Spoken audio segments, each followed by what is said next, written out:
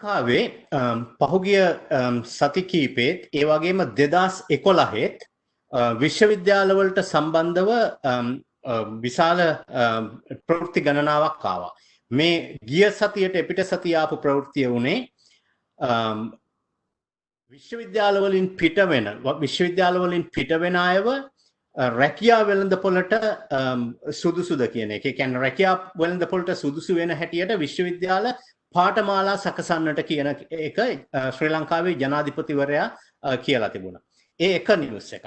ඊට ඉස්සරලා තිබුණා 2011 දී මේක පළවෙනි වතාවට මම දැනුවත් ආවේ ලංකාවේ ඉගෙන ගන්න විශ්වවිද්‍යාලවල ඉගෙන කියන්නේ ලංකාවේ සිසුන් පිටරට විශ්වවිද්‍යාල වලට යෑම නැවැත්වීම සඳහා ඒ කියන්නේ ඒගොල්ලන්ව අධෛර්යමත් කිරීම සඳහා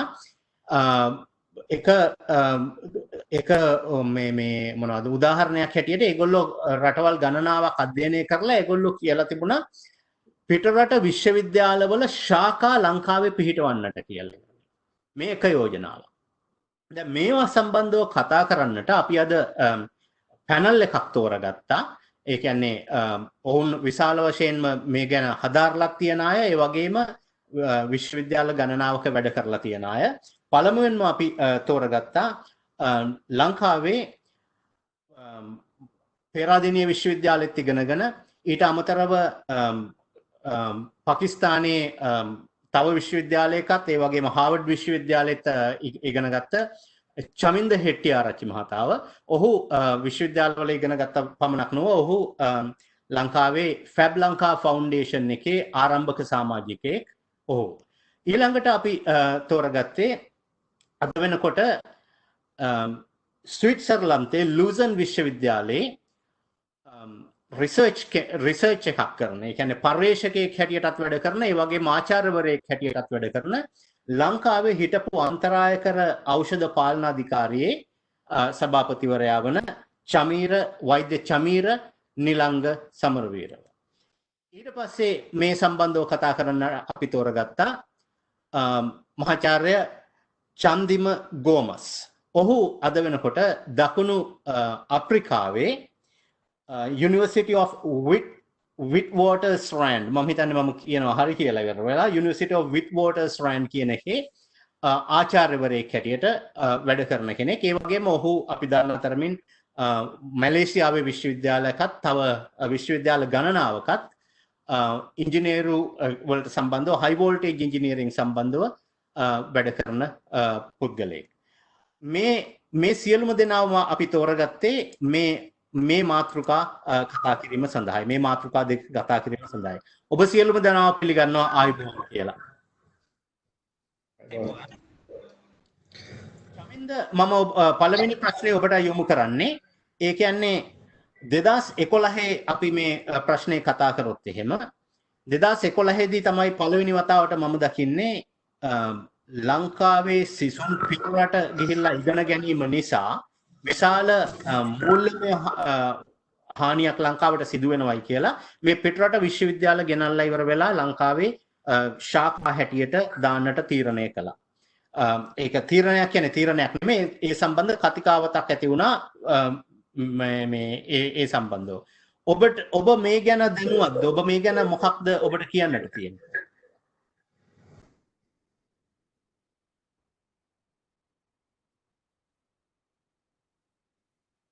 බොහොම ස්තුතියි මම සම්බන්ධ කරගත්තට. good morning from Sri Lanka. ඇත්තටම දැන් මගේ බයස්නස් එක ගැන කියනවා. මම 2005 ලංකා විශ්වවිද්‍යාලවල ගවර්න්මන්ට් යුනිවර්සිටි වල විතර ඉස්සරහ කැටියට උගන්වනවා. විශ්වවිද්‍යාල කීපයක දැනට මම විසිටින් ලෙක්චර් කෙනෙක් වැඩ කරන්නේ. එතකොට දැන් සාමාන්‍යයෙන් අපි දැන් මම රෙප්‍රසන්ට් කරන්නේ කියන්නේ ඔෆිෂියල් නෙමෙයි නිකන් on ethical grounds state universities. ඒක තමයි මගේ බයස්නස් එක. හැබැයි මම දැන් ඇත්තටම කියනවා නම් අර ඔබ කිව්වා වගේ මම විශ්වවිද්‍යාල ලංකාවෙන් එළියට ගිහිල්ලා වෙන මොඩල්ස් විශ්වවිද්‍යාල මොඩල් තියෙන රටවල් වල ඉගෙනගෙන සහ වැඩ කරලා තියෙනවා. එතකොට දැන් ඔය කතාව ඇත්තට මම 1990 ගණන් වල අගභාගයේ ඉඳලා මමත් කල්පනා කරන එකක්. කොහොමද ලංකාවේ এডুকেෂන් සිස්ටම් එකට අපි knowledge transfer international knowledge transfer කරන්නේ කියන එක. දැන් ඕක ටිකටම නිකන් එහෙම්මෙන් කතා වෙච්ච මතයක්. හැබැයි මම දන්නේ නැහැ ඕක formally කැබිනට් පේපර් එකක් හරි මොනවා හරි එහෙම පොලිසි ඩිසිෂන් එකක් ගන්න try කරා කියන එක එච්චරම ලංකාව ඇතුළේ ඩිස්කෂන් එකක් උනේ නැහැ. දැන් මම උදාහරණයකට කියන්නම්. දැන් මම ඉගෙන ගත්තේ පාකිස්තානයේ ලාහෝර් යුනිවර්සිටි ඔෆ් මැනේජ්මන්ට් සයන්සස් කියන එක. ඒක අර අපි කියන්නේ ග්ලෝබල් බිස්නස් ස්කූල් එකක් based in ලාහෝර්. දැන් මහින්ද රාජපක්ෂ මං හිතන්නේ 2000 මුල ගණන් වල එයා ප්‍රෙසිඩන්ට්ලා ඉන්න කාලේ ඒකට ගිය වෙලාවේ ඔහු ඒක දැකලා ඒකල පබ්ලික් ප්‍රයිවට් පාර්ට්නර්ෂිප් එකක් වගේ ගොඩක් වෙලාවට ඉන්ඩස්ට්‍රියලිස්ට් පටන් අරන් ඒක දැනට පාකිස්තානයේ නිකන් highest rank වගේ තියෙන විශ්වවිද්‍යාලයක්. ඒතර ඔහුට ඕනකම තිබ්බේ යාවට පස්සේ ලංකාව එක පටන් ගන්න. ඒ වගේ එකක් පටන් ගන්න කියලා එයා කියලා තිබ්බවනේ මතකයි මට ඒ පාකිස්තානයේ ලම්සොල් නෙත් කිව්වා. නමුත් ඒක එහෙම උනේ නැහැ. ඒක එහෙම වුණා එහෙම ආසාවක් තිබ්බට එහෙම වුණේ නැහැ. ඊට පස්සේ මම නැන්ගෑන් ටෙක්නොලොජි යුනිවර්සිටි සිංගප්පූරුවලත් වැඩ කරා. ඒගොල්ලන් එක්ක වැඩ කරා. ඒගොල්ලන් එක්කත් MOU එකක් ගැහුවා. නමුත් ඒකත් වැඩ කරේ නැහැ. දැන් ඒ කියන්නේ මම කියන්න හදන්නේ දැන් මේ ඔයාගේ නිකන් ට්‍රයල් ඇන් එරර් එහෙම නැත්නම් ආබිට්‍රරි ඇඩ් හොක් එෆර්ට්ස් තිබිලා තියෙනවා. නමුත් පොලිසියක් හැටියට ලංකාවේ ඒක ඩිස්කස් වුණා එහෙම නැත්නම් පබ්ලික් ඩොමේන් එකේ ඩිස්කස් වුණා කියන එක මම දන්න විදිහට නැහැ. ඉතින් ඒක නිසා මම හිතන්නේ මම පර්සනලි හිතනවා ඒ වගේ එකක් තියෙන එක හොඳයි කියලා. හැබැයි එහෙම ඩිස්කෂන් එකක් අපිට පේන්න මම දැනුවත් නැහැ ලංකාවේ. දැන් ඔබ දැනුවත් වෙන හැ තමයි. නමුත් මම කියන්නම් මේකේ තියෙන්නේ ඒගොල්ලන්ගේ පබ්ලිෂ් කරලා තිබුණේ ඒ කියන්නේ World Education News Review කියන එකේ මේකේ කෙලින්ම දාලා තිබුණා ශ්‍රී ලංකාව කතා කරගෙන යනවායි කියලා. ඕස්ට්‍රේලියා මොනාෂ් යුනිවර්සිටි එක, බීජිං නෝමල් යුනිවර්සිටි එක, ඉන්දියාස් බැංගලෝර් බේස්ඩ් මණිපාල් මෙඩිකල් කොලෙජ් එක, ටෝකියෝ යුනිවර්සිටි එක, ලන්ඩන් කොලෙජ් ෆැෂන් එක, ලිවර්පූල් යුනිවර්සිටි එක and Thailand Asian Institute of Technology කියන එක. දැන් අපි මේක පොලිසි එකක් පැත්තකට ගියොත් ඩොක්ටර් මම චන්දිම ගෝමස්ගෙන් අහන්නම් මේ වගේ දෙයක් කියන්නේ යුනිවර්සිටි එකක් මේක පොලිසි එකක් පැත්තට ගියොත් ඒ කියන්නේ අපි හිතමු පිටරට බ්‍රාන්චස් ගෙනල්ලා ලංකාවේ මේ දාන්න ඕනයි කියලා ඉවරලා මේ වගේ පොලිසි එකක් ගැනීම ලංකාවට ඔබ හිතන විදිහට කොයි විදිහට බලපායි? සුබ උදෑසනක් සියලු දෙනාටම ශ්‍රී ලංකාවේ සිටින සහ ලොව පුරා විසිරි සිටින සිංහල භාෂාව තේරුම් ගන්න පුළුවන්. අර්නස්ට් දැන් කොතනදී මම මේ විදිහට ඕක දකිනවා.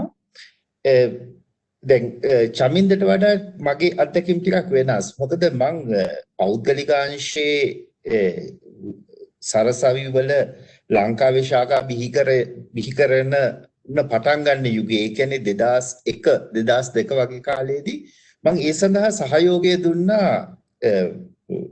මම නම් වශයෙන් කියන්නේ සමහර ආයතනවල අංශ බිහි කිරීමට උදාහරණයක් එක් ඇමරිකානු සරසවියක ලංකාවේ ශාඛාව බිහි කරද්දී ඒකේ භෞතික විද්‍යා අංශය ගොඩනගුවේ මම. ඉතින් දැන් මම ඔතනදී දැකපු දෙයක් තමයි මුලින්ම අපි හිතන්න ඕනේ මේ විදේශවල සිසුන් හෝ ආචාර්යවරුන් ලංකාවට පැමිණීම සහ විදේශීය ආයතන විදේශීය සරසවි ලංකාවට පැමිණීම කියන කාරණා දෙකේදී අපිට ලැබෙන්නේ මොනවද කියන්නේ. දැන් මම දැකපු දේ තමයි ඒ කියන්නේ පොලිසියකට යන්න කලින් අපි ඒක පැහැදිලිව අවබෝධ කරගන්නවා. දැන් මලේසියාව දැන් මගේ අත්දැකීම් තියෙනවා රටවල් 4ක ඇත්තටම මම ලංකාවේ කොළඹ සරසවියේ සේවය කරා අවුරුදු 10ක් 15ක් විතර. ඊට පස්සේ මැලේසියාවේ පුත්‍ර සරසවියේ සේවය කරා අවුරුදු 10ක්. ඔය අතරේ මම ස්වීඩනයේ උප්සලා සරසවියේ අවුරුදු 4ක් 5ක් විතර වැඩ කරලා තියෙනවා, ඉගෙනගෙන තියෙනවා. ඊට පස්සේ දැන් මේ වෙනකොට මම දකුණු අප්‍රිකාවේ විත්ස් සරසවියේ KTM විත්ස් කියලා කියනවා සේවය කරනවා. එතකොට මෙතනදී මම දැකපු දෙයක් තමයි මම මැලේසියාව සහ ස්වීඩනයේ උදාහරණ විදියට ගත්තොත් මේ රටවල් දෙකේම දැනුම් සම්භාරය කියන එක the knowledge base එක බිහි වුණේ මැලේසියාවේ මැලේසියානුවන්ගෙන්වත් ස්වීඩනයේ ස්වීඩන් ජාතිකයන්ගෙන් පමණක්වත් නෙමෙයි. ඇත්තටම මේ knowledge base එකේ ප්‍රධාන හවුල්කාරයෝ තමයි වෙන රටවලින් ඇවිල්ලා මේ රටවල් වල පශ්චාත් උපාධිය කරපු. ඒ වගේම ඊට පස්සේ ස්ටාෆ් එකට සම්බන්ධ වෙච්ච පිරිස. දැන් අපි මැලේසියාවේදී මම දකින අත්දැකීම තමයි ඇත්තටම මැලේ ජාතිකයන් කරන්නේ මේ විදේශ ගණනාවකින් ඇවිල්ලා knowledge base එක හදන ටීම් එකට. ඒ කියන්නේ ඇත්තටම මොතන ආමි එකක් ඉන්නේ මං කියන විදිහට ජාතින් විශාල ප්‍රමාණයක් එකතු වෙච්ච ආමි එකක් මේ හැමෝගෙම තියෙනවා එකිනෙකට වෙනස් අදහස්. එතකොට මේ ඔක්කොම ටික එකතු වෙලා මෙතන බිහි වෙනවා අලුත්ම තත්වයක් අධ්‍යාපනයේ පැත්තේ. එතකොට මැලේසියානුව කරන්නේ මේකෙන් උපරිමේ ගන්න බලනවා. දැන් එක මැලේසියානුව විතරක් එකතු වෙලා මේක කරන්න හදුවා නම් මට හිතෙනවා ඉතාමත්ම පටු මාර්ගයක තමයි මේක ගමන් කරන්න කියලා. එතකොට මේ විදේශ තමන්ගේ අපි සරසවියක් හදලා ඒ සරසවියට විදේශීය සිසුන් සහ විදේශීය ආචාර්යවරුන් ගන්න එකේ මම හිතනවා විශාල ප්‍රයෝජනයක් තියෙනවා. ඇමරිකාව ගත්තොත්, බටහිර ලෝකය ගත්තොත්, ළඟදී දියුණු වෙච්ච සිංගප්පූරුව, මැලේසියාව, තායිවානය වගේ රටවල් ගත්තොත් මේ විදිහට තමයි අතරම යම් වෙනස් වචනකින් කියනවා නම් ඔවුන් විදේශීය දැනුම අවශෝෂණය කරගෙන සමහර විට කියන්න පුළුවන් මංකොල්ල කාලා තමයි තමන්ගේ තත්ත්වය දියුණු කරගත්තේ. නමුත් අනිත් අතට දැන් මම දැකපු දේ තමයි ලංකාවේ ඔය බිහි වෙච්ච ශාඛා ගත්තාම විදේශ සරසවි වල ඒවා බිහි වුණේ යම් ගැඹුරු ක්‍රමවේදයක් අනුව නෙමෙයි. ඒක බිස්නස් වෙන්චර් එකක් විතරයි සිද්ධ වුණේ. මම හිතනවා මේ වෙනකොටත් තියෙන හැම විශ්වවිද්‍යාලයක්ම වගේ අනුබද්ධිත ආයතන තියෙන ඒවා ලංකාවේ බිස්නස් වෙන්චර්ස් විතරයි. එතකොට එතනදී අධ්‍යාපන මට්ටම පවා මම දැක්කේ කියන්නේ මම බලාපොරොත්තු වෙච්ච දේ නෙමෙයි එතන තිබුණේ.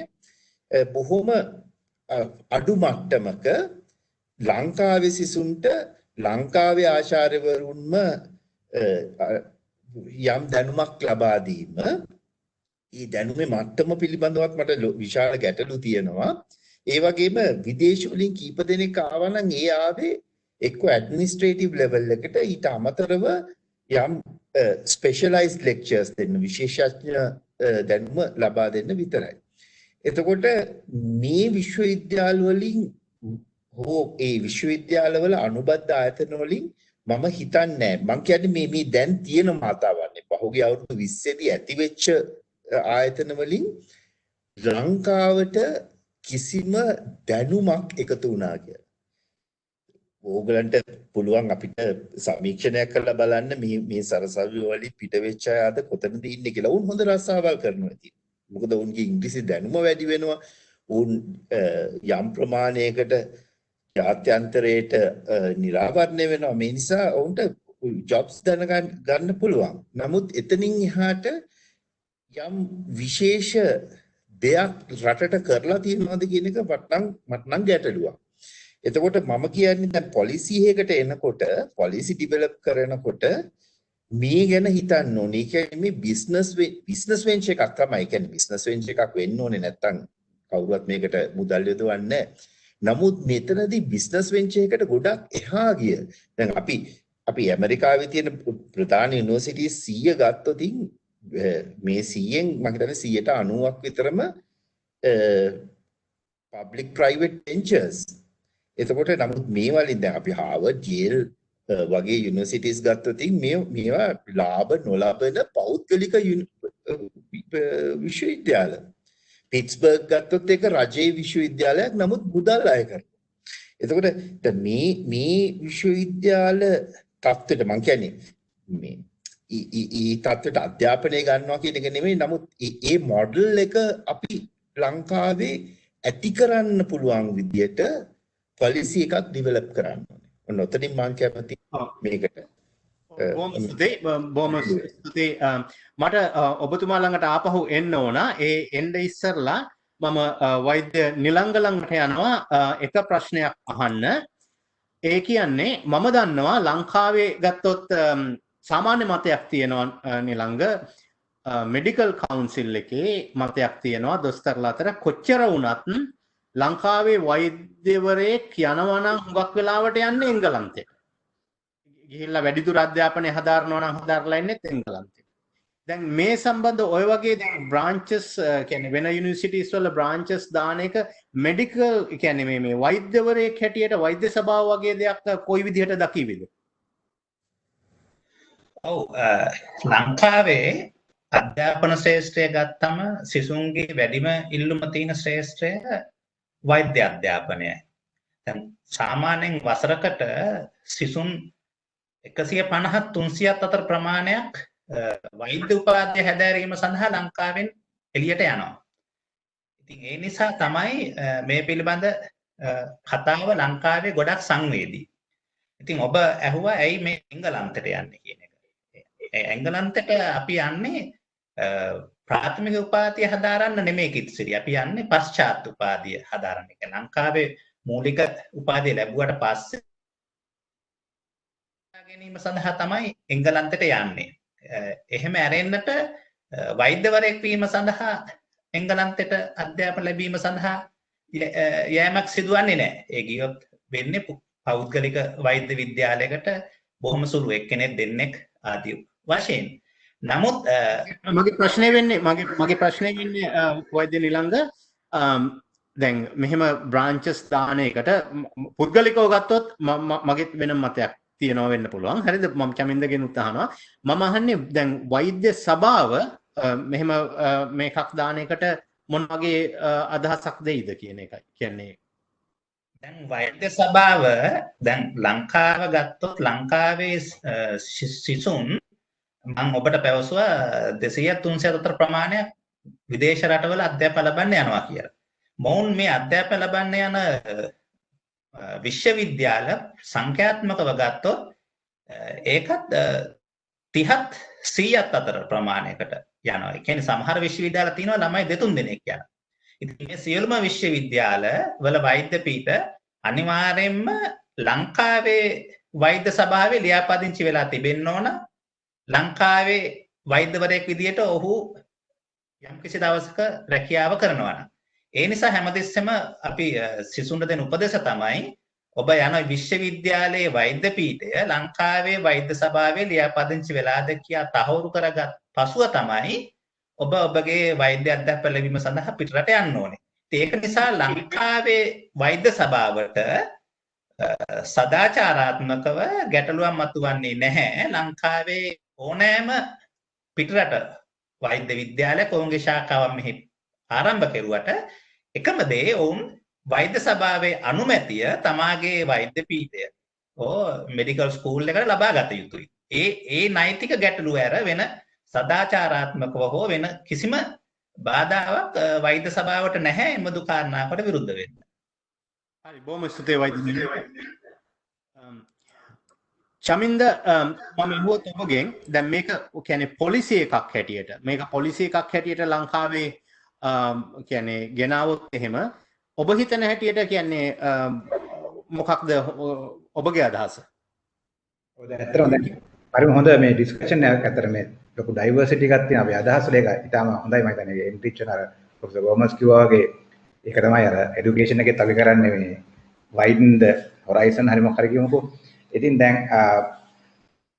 මුලින්ම කියන්න ඕන දැන් ඇත්තට මමත් අර එක මොඩල්ස් පොඩක් බලලා තිනවා. ඒ කියන්නේ අර ප්‍රොෆෙසර් කිව්වා වගේ මේ මැලේසියන් මොඩල් එක කොහොමද ඒගොල්ලන් පිටරට විශ්වවිද්‍යාලත් එක්ක කොලැබොරේෂන්ස් හදලා ඉම්ප්‍රූව් කරේ කියලා. අනිත් මැලේසියාවත් ලංකාවගේ මම හිතන්නේ ගොඩාක් ලංකාව ඒ රටෙන් එළියට යන රටක්නේ. හැබැයි ඒකම දැන් බලුවොත් අපි දැන් මේක නිකන් හොඳට ප්ලෑන් කරලා ප්‍රොටෝකෝල් ගත්තොත් දොහා වල තියෙන এডুকেෂන් සිටි කියලා එකක්. එතකොට ඩුබායි වලත් මම හිතන්නේ නොලෙජ් සිටි හරි මොකක් හරි අලුත් නම වෙනස් කරපු ඒ වගේ ඒවා තියෙනවා. ඒ කියන්නේ අපිට මේක ප්ලෑන් කරලා බොහොම ලස්සන කන්සෙප්චුවල් කියන අදහස් ටිකක් අරගෙන ඒක කරන්න පුළුවන්. නමුත් ඇත්තටම ප්‍රැක්ටිකල් ඉෂුස් කීපයක් තියෙනවා. පළවෙනි කාරණේ තමයි දැන් ලංකාවේ well established හොඳ හෝ නරක හෝ අවුරුදු 70කට වැඩි education කල්චර් එකක් තියෙනවා. ඒ කියන්නේ free education කියන government funded. එතකොට ඒක තුර ලොකු inertia එකක් තියෙනවානේ. අර මම හිතා ප්‍රොෆෙසර් ඒක දන්නවා. ඒ කියන්නේ ඒ ප්‍රොටෙස්ට් කරන්නේ ඇයි? එහෙම නැත්නම් ඒක ඒ වගේ ඒවා කරද්දි මිනිස්සු තව තියෙන පරණ එක්ස්පීරියන්ස් වැදගත් වෙන්නේ. එතකොට දැන් අපිට මේක ඉම්ප්ලාන්ට් කරන්න අමාරුයි එළියෙන් ගෙනල්ලා කොච්චර හොඳ අදහසක් වුණත්. අපිට එතකොට අර තියෙන සිස්ටම් එකෙන් තියෙන এডুকেෂන් කල්චර් එකට කම්පැටිබල් වෙන විදිහට තමයි කරන්න ඕන. පළවෙනි කතාව ඒක තමයි පොලිසිය වල කරන්න ඕන එක. දෙවෙනි කාරණේ දැන් අර පොත චන්දිම කිව්වා වගේ දැන් ඒකේ හොඳයි කියලා අපිට පෙන්වන්න පුළුවන් වුණාට ඇත්තටම ප්‍රැක්ටිකලි ඉෂුස් අර ලෝ ක්වොලිටි යුනිවර්සිටිස් මම හිතන්නේ පොත චන්දිමත් ඒක කිව්වා ලෝ ක්වොලිටි යුනිවර්සිටිස් එන එක. ඊට පස්සේ දැන් ඇත්තටම ඇයි ඉන්ටර්නැෂනල් යුනිවර්සිටි එකක් ලංකාව වගේ රටකට ඇවිල්ලා ඇත්තට මම හිතන්නේ බ්‍රාන්ච් දාන එක විතරක් නෙමෙයි පොලිසිය වෙනවනේ. බ්‍රාන්ච් වෙන්න පුළුවන්, ජොයින්ට් වෙන්චර්ස් වෙන්න පුළුවන්, පාර්ට්නර්ෂිප්ස් වෙන්න පුළුවන්. එතකොට දැන් ඔයා බැලුවොත් ලෝකේ තියෙන ගොඩක් විශ්වවිද්‍යාල එහෙම බ්‍රාන්ච් දාන්නේ නැහැ. දැන් හාවර්ඩ් එක මම හිතන්නේ හාවර්ඩ් එකේ තියෙන පොඩි කොලැබොරේෂන්ස්. නමුත් බ්‍රාන්ච් දාන එක ඇවිල්ලා ඒ යුනිවර්සිටි එකේ ස්ට්‍රැටජි එක. එහෙම යුනිවර්සිටි කීපයක් තියෙනවා මොනාෂ් වෙන්න පුළුවන්, මාස්ටර්ස් ස්කූල් ඔෆ් මැනේජ්මන්ට් එහෙම තියෙනවා. හැබැයි අපි බලන්න ඕන මොකද්ද මේ මොඩල් එක කියන එක දෙවෙනි කාරණේ. not just branch operation but different models. තුන්වෙනි එක තමයි දැන් මොන ෆීල්ඩ්ස් වලටද ඒ වගේ යුනිවර්සිටි ගෙන්න ගන්න සහ අපි පුෂ් කරන්න ඕන. දැන් අපිට පුළුවන් ද උදාහරණ දැන් business administration IT nano technology වගේ ඒවාට ගොඩක් වෙලාවට අපිට පුළුවන් ඔය වගේ මාකට් ඩිමාන්ඩ් එකක් තියෙන ෆී ලෙවිං ඩිග්‍රීස් ගෙන්න ගන්න. එතකොට අපි කොහොමද ෆයින් ආර්ට්ස් එහෙම නැත්නම් ඒ වගේ ආර්ට් සබ්ජෙක්ට්ස් වලට තියෙන ඒවා කොහොමද පුෂ් කරන්නේ? ඒ වගේ දැන් මෙතන අර අපි දැන් මම නැවත වතාවක් කියන්නේ මම කැමැති හෝ අකමැති හෝ ලංකාවේ තාමත් concept එක තමයි education, particularly higher education is not a commodity, tradable commodity, but it's a right. එතකොට ඒ වගේ ඒක policy makers ලගේ ජනතාවගේ අතර මුල් බෑගත් අදහසක්. එතකොට ඒක තුල අපි sentiment එකක් කියලා ඒ sentiment එක hurt කරන්නේ නැතුව එහෙම නැත්නම් ඒක satisfy කරන්නේ නැතුව කොහොමද අර rational benefit ගැන කතා කරලා establish කරන්න කියන challenge එක තියෙනවා. මොනවාද benefits, මොනවාද lecturers ලට තියෙන benefits. එතකොට මම හිතන්නේ ඇත්තටම මේ ගොඩක් ඒක තුල චන්දිමගෝවාගේ අපිට benefits සම්බේ knowledge transfer එතකොට තව opportunities ලංකාවේ ඉන්න academics ලට එහෙම. හැබැයි අර not found here syndrome වෙන්න පුළුවන් නැත්නම් අපේ system එකට attack එකක් කියලා හිතන්න පුළුවන්. ඒ වගේ කියන්නේ public sentiments උත් එහෙම නැත්නම් තියෙන fear වගේ ඒවටත් හොඳ උත්තර policy වලදී address කරන්න ඕන කියලා මම හිතන්නේ. හරි බොහොම ස්තුතියි චමින්ද. මම ආපෞසරයක් ඩොක්ටර් චන්දිම ගෝමස් ළඟට යනවා. ඔහු මේකට සම්බන්ධ වෙලා හිටපු හින්දා කියලා. දැන් අපිට කියන්න දැන් ඇයි කියන්නේ ලංකාවේ තියෙන විශ්වවිද්‍යාල මේවා මේ අර ඔය කියන විශ්වවිද්‍යාලත් එක්ක අනුබද්ධිත විශ්වවිද්‍යාල හැටියට අඩු ගානේ පවත්ත ගන්න බැරි එහෙම දෙයක් කරගන්න බැරුව එහෙම දෙයක් කතා වුණේ නැද්ද ඒ සාකච්ඡාවල? අර්නස් දැන් මෙතන තියෙන ප්‍රශ්නේ තමයි මේ 2000 මුල ගණන් වල මේ පෞද්ගලික විශ්වවිද්‍යාල මම මේ පෞද්ගලික විශ්වවිද්‍යාල කියන වචනේ පාවිච්චි කරාට ඇත්තටම වඩා වැදගත් දේ තමයි මුදල් ගෙවා අධ්‍යාපනය ලබා දෙන විශ්වවිද්‍යාල සහ නොමිලේ අධ්‍යාපනය ලබා දෙන විශ්වවිද්‍යාල කියන. මොකද දැන් මැලේසියාව ගත්තොත් එහි තිබෙන සියලුම රජයේ සරසවි මුදල් අය කරනවා. එතකොට පෞද්ගලික සරසවි සමහර ඒවා දැන් ඉන්දියාවේ පෞද්ගලික සරසවි තියෙනවා නොමිලේ අධ්‍යාපනය. ඒකින්ද මේ පෞද්ගලික රජය කියනට වඩා හොඳයි මුදල් අය කරහා නොමිලේ අධ්‍යාපනය දෙන කියන එක. එතකොට මේ 2000 මුල ගණන් වල මේ විශ්වවිද්‍යාල ඇති වෙනකොට අතර මෙතන තිබුණේ සම්පූර්ණයෙන්ම බිස්නස් concept එකක්. එතකොට බිස්නස් concept එකකින් එහා ගියේ යමක් මම දැක්කේ නෑ. ඒ සාකච්ඡා, ඒ කියන්නේ බිස්නස් ලෙවල් එකකින් කරපු සාකච්ඡාවලදීවත් මම දැක්කේ නෑ. ඒකයි ගොඩ වෙලාවට ලංකාවට ආවේ ඇමරිකාවේ අපි නම අහලවත් නැති යුනිවර්සිටි. පස්සේ නමුත් මමත් මුලින්ම එහෙම යුනිවර්සිටි එකක් තියෙනවද කියලා දැනගත්තේ මේ දේවල් වලට සම්බන්ධ වෙනකොට. එතකොට දැන් රජයේ ඩොක්ටර් ගොමස් පොඩ්ඩක් ඉන්න. දැන් මේ මම මේ රිෆර් කරන ડોකියුමන්ට් එකේ අර මම කියපු විශ්වවිද්‍යාල ටික තමයි තියෙන්නේ. ඊට අමතරව ඒකෙම තියෙනවා මේ විශ්වවිද්‍යාල වලට ලංකාවෙන් යන්නේ 500ක් විතර වගේ. කියන්නේ අවුරුද්දකට 500ක් විතර වගේ පිරිසක් තමයි යන්නේ කියලා. එතකොට දැන් ඔබ කියන ඔය යෝජනාව එද්දී ඒ 500ට විතරක් උගන්වන යෝජනාවක් දාවේ. එහෙම නැත්නම් අර වා කියන හැටියට බිස්නස් කන්සෙප්ට් එකක් කිව්වම එතකොට අර ලංකාවෙන් පාස් වෙන අවුට් වෙන අයට එහෙම මේ ඔක්කොන්ටම අවස්ථාවක් සැලසෙන්නේ නැහැ. ඒක එහෙමද? ඇත්තටම දැන් අර්නස් මං හිතන්නේ ඔබ කතා කරේ 2011 ගැන. ඔව්. මම කතා කරන්නේ 2001 ගැන. අපි දැන් මුලින් දැන් ඔය ඔබ කතා කරන්නේ දෙවෙනි ෆේස් එක. එතනදී යම් වැඩි දියුණු වීමක් වුණා කන්සෙප්ට් එකේ.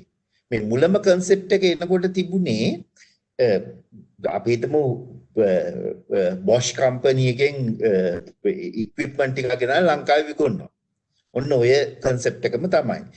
යුනිවර්සිටි එකේ නම විතරයි, ඒකත් යුනිවර්සිටි එකේ නමට වඩා වැදගත් උනේ රට. ඇමරිකන් යුනිවර්සිටි එකක්, ඔස්ට්‍රේලියන් යුනිවර්සිටි ඔය කියන දේ තමයි එතන තිබුණේ. ඊට පස්සේ දැන් රාමයාට දෙන්න අවශ්‍ය වෙලා තිබුණේ මම ඇමරිකන් යුනිවර්සිටි එකකින් ඩිග්‍රිය ගත්තා, මම ඔස්ට්‍රේලියන් යුනිවර්සිටි එකකින් ඩිග්‍රිය ගත්තා කියන දේ විතරයි. එතනින් එහාට දැනුම මොකද්ද, විෂය මොකද්ද, අත්දැකීම මොකද්ද, ඒ ගැන හිතුවේ නෑ මේ පිරිස. හරි. දැන් ඊළඟට මම ප්‍රශ්නයක් අහන්න. මේ ප්‍රශ්නේ මම තුන් දෙනාගෙන්ම කියන්නේ අදහස් දැනගන්න කැමතියි.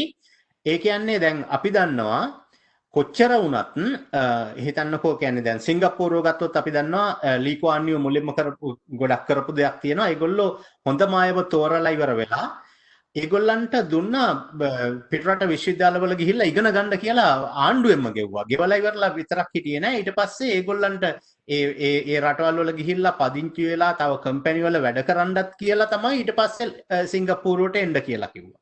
සමහර වෙලාවට එහෙම කරා. මොකද ඒගොල්ලන්ට අර මං හිතන්නේ කල්චරල් මික්ස් එකක් වගේ මේ අවශ්‍ය කරලා තිබුණා.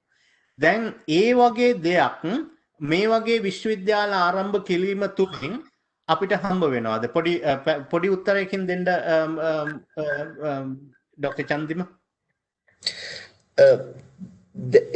ඒක හම්බ වෙනවද නැද්ද කියන එක තීරණය කරන්නේ අපි මොන පදනමක් මොන පොලිසිස් මත මේ යුනිවර්සිටිස් පටන් ගන්නවද කියන එක. දැන් ඒකයි මම කිව්වේ 2001 2002 පටන් ගත්ත බ්‍රාන්චස් කියන ඒ වලින් ඒක උනේ නැහැ. ඒක පැහැදිලිවම උනේ නැහැ. එතකොට මේ වෙනකොටත් මම දන්න විදියට එහෙම බොහොම ස්ථාවර පොලිසි එකක් ඩිවෙලොප් වෙලා නැහැ. ඔය අදහසට නැත්තම් ඔය විදියට යමක් වෙන විශ්වවිද්‍යාල වලින් මේ ලංකාවට ලබා ගන්න මේ ඩිග්‍රී සර්ටිෆිකේට් එකක් දෙනවා කියන එක ඇරෙන්න යමක් ලංකාවට ලබා ගන්න මේ විශ්වවිද්‍යාල එක්කලා ඒක බ්‍රාන්චස් දාන්න නැත්තම් කොලැබොරේටිව් යුනිවර්සිටිස් දාන්න එහෙම නැත්තම් තියෙන යුනිවර්සිටි එකකට ලින්ක් කරන්න ඔය අදහසක් මම දන්න විදියට නම් ලංකාවේ කතිකාවතක් ඇති වෙලා නැහැ තාම. හරි. වයිදි නිලංග මම ඔබගෙන් අහන්නේ දැන් ඒ විදිහේ මේ කියන්නේ අර කල්චරල් මික්ස් එකක් කරලා ගේන එකට ඔබ කැමතිද? ඔබ ඒ වගේ දෙයකට මොකද්ද කියන්නේ? මට පොඩි වෙලාවක් දෙන්න මේක උත්තරයක් දෙන්න. මොකද දැන් අපේ මේ සාකච්ඡාවෙන් අපි විවිධ අදහස් දරනවා. එතකොට අපේගේ අදහස් වල නිදහස්භාවය සුරකින්න ඕන නිසා දැන් නැත්තම් මේක බලන ප්‍රේක්ෂකයන්ට හිතනවා ඇති අපි ඔක්කොම එකම අරමුණකින් නෑ. අපි නම් විවිධ අදහස් දරන යම්කිසි පොදු පණිවිඩයක් දීම සඳහා දරන උත්සාහයක්. ඉතින් දැන් මම දකින්නේ දැන් ලංකාව සංවර්ධනය වෙමින් පවතින රටක්. ඒක නිසා අපිට තාම තිබෙන්නේ සංකල්ප නැත්නම් concepts. අපි concepts තමයි හැමතිස්සෙම රටට ඉදිරිපත් කරන්නේ. දැන් අපි හිතමුකෝ දේශපාලන පක්ෂය මැතිවරණ ඉදිරිපත් කරන මැනිෆෙස්ටෝ එක නැත්නම් ප්‍රතිපත්ති ප්‍රකාශනයේ තිබෙන්නේ ප්‍රතිපත්ති නෙමෙයි concepts. ඒකවල දැන් අපි නිතර කතා වුණා අපි education hub එකක් කරනවා, research hub කරනවා, tourist hub. එහෙම දැන් අපි තාම ඉන්නේ concepts වල. දැන් ඔබ කියන කාරණාවට ගත්තොත් සිංගප්පූරුව ඔය ආදර්ශය ගන්නේ ජපානයෙන්.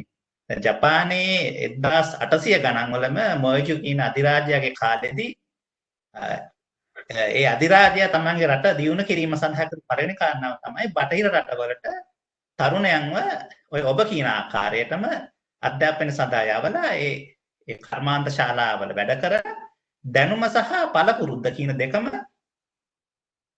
තමන්ගේ රටට ගෙන්න ගැනීම. ඒක තමයි ඔය මේ එහෙ තියෙන සියලුම දැන් Toyota ගත්තත් Sony ගත්තත් Mitsubishi ගත්තත් සියලුම ඒ ආයතනවල පදනම් බැලුවම තව හොඳට රිසර්ච් කරුවම පේනවා මේ මොයජු අධිරාජ්‍ය දුන්න තල්ලුවෙන් තමයි ඒක යන්නේ. ඉතින් මේක තමයි ලී ක්වාන් යූ ස්ටඩි කරලා ඒක තමන්ගේ රටට ගෙනාවේ. නමුත් දැන් අපේ රටේ ඒ කල්චර් එක ගොඩනැගිලා නැහැ. මොකද දැන් ලංකාවේදී අපේ ගත්තොත් අපේ පාලකයෝ කෙරුවේ අපේ පාලකයෝ තමයි පිටරට වලින් ඉගෙනගෙන ආවිල්ලා තියෙන්නේ. අපේ රටට අවශ්‍ය කරන ටෙක්නොක්‍රැට්ස්ලා හරි ප්‍රොෆෙෂනල්ස්ලා හරි එහෙම පුහුණු කරලා ලංකාවට ගේන්න සංකල්පයක් අපේ නායකයන් තුල එදා ඉඳලා තිබෙත් නැහැ. අද වෙනකොටත් නැහැ. දැන් අපි උනත් දැන් ප්‍රොෆෙෂනල්ස්ලා විදියට අපි යවන්නේ දැන් අපි ගත්තොත් වෛද්‍යවරුම දැන් ඇත්තටම යවන්නේ ඒක නිකන් ට්‍රැඩිෂන් එකක් විදියට. මොකද දැන් ලංකාවේ පශ්චාත් වෛද්‍ය උපාධිය දැන් MD එක ලැබුවට පස්සේ ලංකාවේ වැඩ කරන්න ඔහු විශේෂඥයෙක් විදියට වැඩ කරන්න සුදුසුයි. නමුත් දැන් අපි ඒ පවත්වාගත්තු සම්ප්‍රදාය නිසා පිටරටකට දෙනවා පුහුණුවක් සඳහා. නමුත් ඒ පුහුණුව නැති අයත් දැන් ලංකාවේ විශේෂඥ විදියට වැඩ කරනවා. ඉතින් මේක දැන් සම්ප්‍රදායක්. නමුත් දැන් අනිත් රැකියා ගත්තොත් අපි දැන් ඉංජිනේරුවෙක් ගත්තත් ගණකාධිවරයෙක් ගත්තත් නැත්නම් ඒව පැත්තකින් දාලා අපි ගමුකෝ තාක්ෂණයේ පැත්තෙන් ගත්තත් අපිට එහෙම අවශ්‍යතාවයක් නැහැ. ඒක අවශ්‍යතාවය නැත්තේ දැන් අපේ තියෙන සංකල්පවලත් හේතු නිසා. දැන් ලංකාවේ ඇයි ළමයි පිටරට ඉගෙන ගන්න යන්නේ? ඒකනේ වැදගත් කාරණාව. අපි කවද කතා කරන අපේ ඔඩියන්ස් එක. දැන් ලංකාවෙන් යන 90%ක් ශිෂ්‍යයන් පිටරටවල ඉගෙන ගන්න යන්නේ ඉගෙනීමෙන් පස්සේ රටවල පදිංචි වීමේ අරමුණත් ඔළුවේ තියාගෙන. මොකද ලංකාවට ඇවිල්ලා ඒ තමන් වියදම් කරපු මුදල හෝ ලංකාවේ තිබෙන ජීවන තත්ත්ව එක්කලා ජීවත් වෙන්න අකමැත්තක් තිබෙන එන්නේ වෛද්‍ය අධ්‍යාපනය හෝ ඒ කියන්නේ ලංකාවේ යම් කිසි ඉල්ලුමක් තිබෙන රැකියාව වලට තමයි එන්නේ. ඒ නිසා තමයි බොහෝ පිට රටවල ඉගෙන ගන්න ගිය පශ්චාත් උපාධිවලට ඉගෙන ගන්න ගිය අය ඒ රටවල රැඳෙන්නේ. ඒ රටවල නමුත් දැන් ලංකාවේදී විශ්වවිද්‍යාලවල අනුබද්ධ ආයතන සෑදීමේදී පව ඔය කාරණා බලපානවා. කවුද අපි මේ කතා කරන ඔඩියන්ස් එක? කාටද දැන් අපි දැන් ලංකාවේ දැන් ඔබගේ මම දැක්ක පොලිසි පේපර් එක දැක්කම ඒකේ වුන් බලාපොරොත්තු වෙන්නේ පිට රටවල ශිෂ්‍යයන් ලංකාවට ගෙන්නලා ඉගෙන ගන්නයි ලංකාවේ ස්ථීර පදිංචිකරුවන් නොවන ශ්‍රී ලාංකිකයෝ ඒ කියන්නේ දැන් කැනඩාවේ ඇමරිකාවේ ගිහිලින සංක්‍රමණිකයන්ගේ දරුවන්ට ඉගෙන ගන්න අවස්ථාවක් දෙන්නයි. නමුත් දැන් එතන ඒ concept එකේම තියෙන ප්‍රශ්නේ තමයි ඇයි ලංකාව තෝරගන්නේ? දැන් ලංකාවේ අපි පිහිටවනවා නම් විශ්වවිද්‍යාලයක අනුබද්ධිත ආයතනයක් හෝ පෞද්ගලික විශ්වවිද්‍යාලයක් ඇයි ලංකාව තෝරගන්නේ? දැන් අපි දැන් ඇයි ඕස්ට්‍රේලියාවේ අධ්‍යාපනය ලබන්න තෝරගන්නේ? ඇයි අපි ඇමරිකාව තෝරගන්නේ? ඔබම කිව්වා දැන් ලංකාවේදී ඒ අනුබද්ධ ආයතන පටන් ගත්තත් ඒ වලට අපි එන්නේ නම ඇමරිකන් නිසා. නම ඕස්ට්‍රේලියන් නිසා. එතකොට දැන් ලංකාවේ පිහිටෙව්වොත් දැන් ශ්‍රී ලංකන් කියන බ්‍රෑන්ඩ් එකට අපිට අග්නික ආසියාවේ ටික රටවල් හෝ වෙනත් රටවල් වලින් ශිෂ්‍යෝ ගෙන්න ගන්න පුළුවන් කියන ප්‍රශ්නේ අපි ඇඩ්‍රස් කරන්න ඕනේ. නමුත් ලංකාවේ අනුබද්ධ විශ්වවිද්‍යාල ආරම්භ කිරීමේ මූලික අරමුණ තමයි ලංකාවේ ශිෂ්‍යයන් මේ සඳහා ගෙන්න ගැනීම. නමුත් මම තුන්දෙනාගෙන් අහන්න කැමතියි. දැන් මේ අපි පටන් ගමු චමින්දගෙන්. දැන් එහෙම වුණාට එහෙම කියන්නේ බ්‍රාන්චස් දැම්මට අර මම කියන අර කල්චරල් මික්ස් එක අපිට ඕන කරන කල්චරල් මික්ස් එක හරි ඒ වගේ දෙයක් මේ ලබා ගන්න පුළුවන්ද? චමින්දගෙන් පටන් ගමු. ඔව් දැන් මම නැවත කියන්නේ බ්‍රාන්චස් කියලා. දැන් මම හැමතිස්සම ඒක ඇඩ් කරන්න ඕන කොලැබොරේෂන්ස් එතකොට joint ventures partnerships කියන ඒවාත් ඇත්තම දැන් කලින් කියපු අදහස ඇත්තටම මට ඒකට උත්තරයක් තියෙනවා. ඒ කියන්නේ උදාහරණයකට දැන් අපේ ඔක්කොම යුනිවර්සිටි සිස්ටම් එක වෙනස් කරන්න බෑ ග්ලෝබල් පාර්ට්නර්ෂිප් එහෙම නැත්නම් ඔපරේෂන් ඉන්ටර්නැෂනල් ඔපරේෂන් ලංකාවේ පටන් අරගෙන. හැබැයි පොඩි නිකන් මොඩල්ස් දෙකක් තුනක් කරන්න පුළුවන්. මම අර කිව්වේ ඉස්සෙල්ලත් ලාහෝර් යුනිවර්සිටි මැනේජ්මන්ට් සයන්සස් කියන්නේ හාර්වර්ඩ් ගිය ඉන්ඩස්ට්‍රියලිස්ට් කෙනෙක් එයාට ඕන හාර්වර්ඩ් වගේ එකක් පාකිස්තානයට පටන් ගන්න. ඒතර ඒ කියන්නේ සයිඩ් බාබර් අලි කියන්නේ ගොඩක් මම හිතන්නේ ජිමි කාටර් කියන යාළුවෙක්. ඊට පස්සේ ගොඩක් ඉන්ඩස්ට්‍රියලිස්ට්ලා එකතු වෙලා නෙස්ලේ ඒ වගේ ගොඩක් පෙප්සි කෝලා ඒගොල්ලෝ එකතු වෙලා තමයි මේ අර ප්‍රීමියර් බිස්නස් ස්කූල් එකක් හදලා ඒක ඒ කියන්නේ පාකිස්තානෙත් කියම හරියම අර නිකන් এডুকেෂන් එකේ එහෙම ජනප්‍රිය කියන්නේ මොකක් ඇචීව් රටක් නෙමෙයි. ඉතින් ඒක නිසා ගොඩාක් රෙඩ් ටේප් තිබ්බා. ඒවා එකතු කරලා නමුත් අවසාන වශයෙන් ඒගොල්ලෝ හොඳ සක්සස්ෆුල් මොඩල් එකක් ඩෙවලොප් කරා. ඒ වගේම එකක් උදාහරණ දෙනවා ඉන්දියාවේ ඔයගොල්ලෝ අහලා තියෙන ඉන්දියන් ස්කූල් ඔෆ් බිස්නස් කියලා. ඒකත් මයිකල් ඩෙල් ඉන්නවා බෝඩ් එකේ. වගේ ජෝර්ජ් බුෂ් අයිල ඒක බලන්න ගියා. ඒ කියන්නේ ඒගොල්ලන් අර නිකන් ඒ රටේ තියෙන এডুকেෂන් ප්‍රශ්නෙට උත්තරයක් හරියට නෙමෙයි. හැබැයි there is a demand. ඒ කියන්නේ අර unmet demand regional market එකට serve කරන්න පුළුවන් ඇමරිකන් කාර්යෝ ඇවිල්ලා ඉගෙන ගන්නවා මේ ඉන්දියන් ස්කූල් ඔෆ් බිස්නස් කියන එකේ. දැන් ඒ පැත්තෙන් බැලුවොත් අපිට පුළුවන් අපි හිතමු දැන් අපි සාමාන්‍යයෙන් අර චන්දිම කිව්වාගේ අපි ඇට්‍රැක්ට් කරේ low quality second class second tier university. අපිට පුළුවන් නම් regional appeal එකක් තියෙන business school එකක් හරි university research university එකක් ලංකාවේ පටන් ගන්න අපිට අතන ලංකාව සාමාන්‍ය region එකේ තියෙන open රටක්. දැන් ඉන්දියානු අයට එන්නත් පුළුවන් පාකිස්තාන අයටත් එන්න පුළුවන්. ඒතර Maldives අයට ගොඩක් ලංකාවට දැනටමත් එනවා. ඒතර අපිට පුළුවන් නම් කියන්නේ අනිත් පැත්තෙන් බංග්ලාදේශ වියට්නාම් ඒ පැත්තේ විශ්වවිද්‍යාල වල අයවත් ඇට්‍රැක්ට් කරගන්න හොඳ දේවල් තියෙනවා. උදාහරණ open culture already a multicultural society ඒ වගේ පොසිටිව් දේවල් තියෙනවා. එතකොට එහෙම එකක් පටන් ගන්න අපිට ඒක ඩෙමොන්ස්ට්‍රේට් කරන්න පුළුවන් නම් සමහරට ඉන්ටර්නැෂනල් මෙඩිකල් ස්කූල් එකක් එතකොට බිස්නස් ස්කූල් එකක් ඉන්ජිනියරින් ස්කූල් එකක් වගේ ඒවා මම කියන්නේ යුනිවර්සිටිස් පටන් ගැනීමේ පොටෙන්ෂල් එකක් තියෙනවා. මොකද අපේ සාමාන්‍යනුත් ලංකාවේ අර නිකන් නමක් තියෙනවානේ এডুকেෂන් හබ් කියලා පරණ නමකුත් තියෙනවානේ. ගොඩාක් ඔබ්ස්ටැකල්ස් තියෙනවා වෙන වෙන ප්‍රශ්න තියෙනවා. නමුත් ඒක ප්‍රැක්ටිකලි කරන්න පුළුවන්. ඉතින් මම හිතන්නේ ඒකට අපි පොසිටිව්ලි බලන්න පුළුවන්. හැබැයි අර දැන් තියෙන අපීල් එක තමයි පිටරට ඉන්න අය කියන්නේ යන අය නවත්ත ගන්න. දැන් ඒවත් නිකන් බොළඳ තර්ක. දැන් ඇත්තටම අර මෙඩිකල් ස්ටුඩන්ට්ස් ඇරුණාම ලංකාවෙන් පිටරට යන අය ලොං ටර්ම් ගණන් හදලා බැලුවොත් ඒගොල්ලන් පිටරට කන්ට්‍රිබියුට් කරලා තියෙනවා. මොකද ඒගොල්ලෝ ගිහිල්ලා වැඩ කරලා ආපහු යවනවා. ඊට පස්සේ ටියුෂන් අවුරුද්ද එංගලන්තේ වගේ යන අවුරුද්දක් විතර ලංකාවකින් ටියුෂන් ගෙන්න ගන්න පුළුවන්. හැබැයි ඊට පස්සේ ඒගොල්ලෝ වැඩ කරනවා. ඒක නිසා මේ ඔය දැන් කියන්නේ foreign revenue outflow එකක් විතරක් තියෙනවා කියන එක එච්චර වැලිඩ් තර්කයක්ුත් නෙමෙයි. අවසාන වශයෙන් ඒක ඒගොල්ලෝ ලංකාවට එන එක වෙන්න පුළුවන් සල්ලි වෙන එක තුල අපිට බෙනිෆිට් එකකුත් තියෙනවා. ඒක නිසා හරි ලොජික් එකක් අදාගෙන අපිට පුළුවන් නම් මේකට අප්‍රෝච් කරන්න. එතකොට කරන්න පුළුවන් දේවල් මම හිතන්නේ තියෙනවා අපිට. හරි බොහොම සුදු කුලින්ද ඊළඟට ඩොක්ටර් ගෝමස්ගෙන් මම නැවත අහන්නේ අපි කතා කරොත් එහෙම යුනිවර්සිටි කොලැබොරේෂන් කියන එක මේ කොලැබොරේෂන් කොහොමද අනිත් රටවල් එක්ක කරන්නේ කියලා ඉවර වෙලා දැන් ඔබ ඉන්න විශ්වවිද්‍යාලය ගත්තොත් අනිත් රටවල් එක්ක අනිත් යුනිවර්සිටිස් එක්ක කොයි විදිහටද කොලැබොරේෂන් කරන්නේ? මෙතනදී කිරිම ඔබ අහන ප්‍රශ්නට උත්තර දෙනවා නම් කියන්න තියෙන්නේ එක එක රටවල් වල මේ කොලැබොරේටිව් ලෙවල් එක වෙනස්. දැන් දකුණු අප්‍රිකාව ගත්තොත් ඇත්තටම දැන් මේ විට්වොටර්ස්රෑන්ඩ් කියන සරසවිය තමයි අප්‍රිකානු මහද්වීපයේ අපි QS World Ranking එක ගත්තොත් දෙවනියට තියෙන යුනිවර්සිටි එක. පළවෙනියට තියෙන University of Cape Town ඒ සවුත් අප්‍රිකාවලමයි තියෙන්නේ. දැන් මේක දෙවනියට එන්නේ. මුළු අප්‍රිකානු මහද්වීපයේම.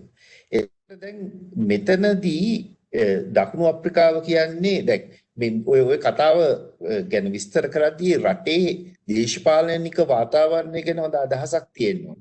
දැන් මේ රටේ ඇත්තටම අධ්‍යාපනය කියන එක ලංකාවේ වගේම ලොකු ප්‍රෙෂර් එකක් තියෙන රටක්. ඒ කියන්නේ කළු ජාතිකයෝ විශාල ප්‍රමාණයක් ඉන්නවා අධ්‍යාපනය ලැබිය යුතුයි. නමුත් ඔවුන්ට අධ්‍යාපනය ලැබීමට තරම් විශාල සරසවි ප්‍රමාණයක් නැහැ. එතකොට මෙතනදී ලංකාවට තියෙන ප්‍රශ්නම මේ රටක් තියෙනවා ඔවුන්ගේ ප්‍රධාන වැඩි ප්‍රමාණයකට අධ්‍යාපනය දීම ඒ අතරෙම යම් ප්‍රමාණයකට නැත්නම් දෙවෙනි ප්‍රයොරිටි එක තමයි අධ්‍යාපනයේ ප්‍රමිතිය නැත්නම් ක්වොලිටි එක ගැන සලකන්නේ. එතකොට මේ තත්ත්වයේ යටතේ මම දකින්නේ තනිකරම පශ්චාත් උපාධි ලෙවල් එකේ තමයි කොලැබොරේෂන්ස් එන්නේ. ඒ වගේම මේ කොලැබොරේෂන්ස් එන්නේ රිසර්ච් ලෙවල් එකෙන්. දැන් උදාහරණයක් හැටියට දැන් මගේ ෆීල්ඩ් එක ගත්තොත් අපි හයි වෝල්ටේජ් ඉන්ජිනියරින් වලින් බලනවා ජර්මනිය නැත්නම් එංගලන්තේ නැත්නම් ඇමරිකාවේ තියෙන විශ්වවිද්‍යාල පමණක් නෙමෙයි වෙනත් ආයතන සමග close collaboration එකක් කරගන්න. එතනදීත් අපි collaboration එකක් කියලා කියන්නේ ගොඩක් වෙලාවට එක්ක අපේ ස්ටුඩන්ට්ස් ලව ඒ රටේ ඒ ආයතනයට යවන්න, එහෙම නැත්නම් ඔවුන්ගෙන් කීප දෙනෙක්ව ගෙන්නගෙන සිසුන්ව නෙවෙයි ගොඩක් වෙලාවට එක්ස්පර්ට්ස් ලව ගෙන්නගෙන අපේ ටීම් එක බිල්ඩ් අප් කරගන්න. එහෙම නැත්නම් පොඩි අතුරු ප්‍රශ්නයක්.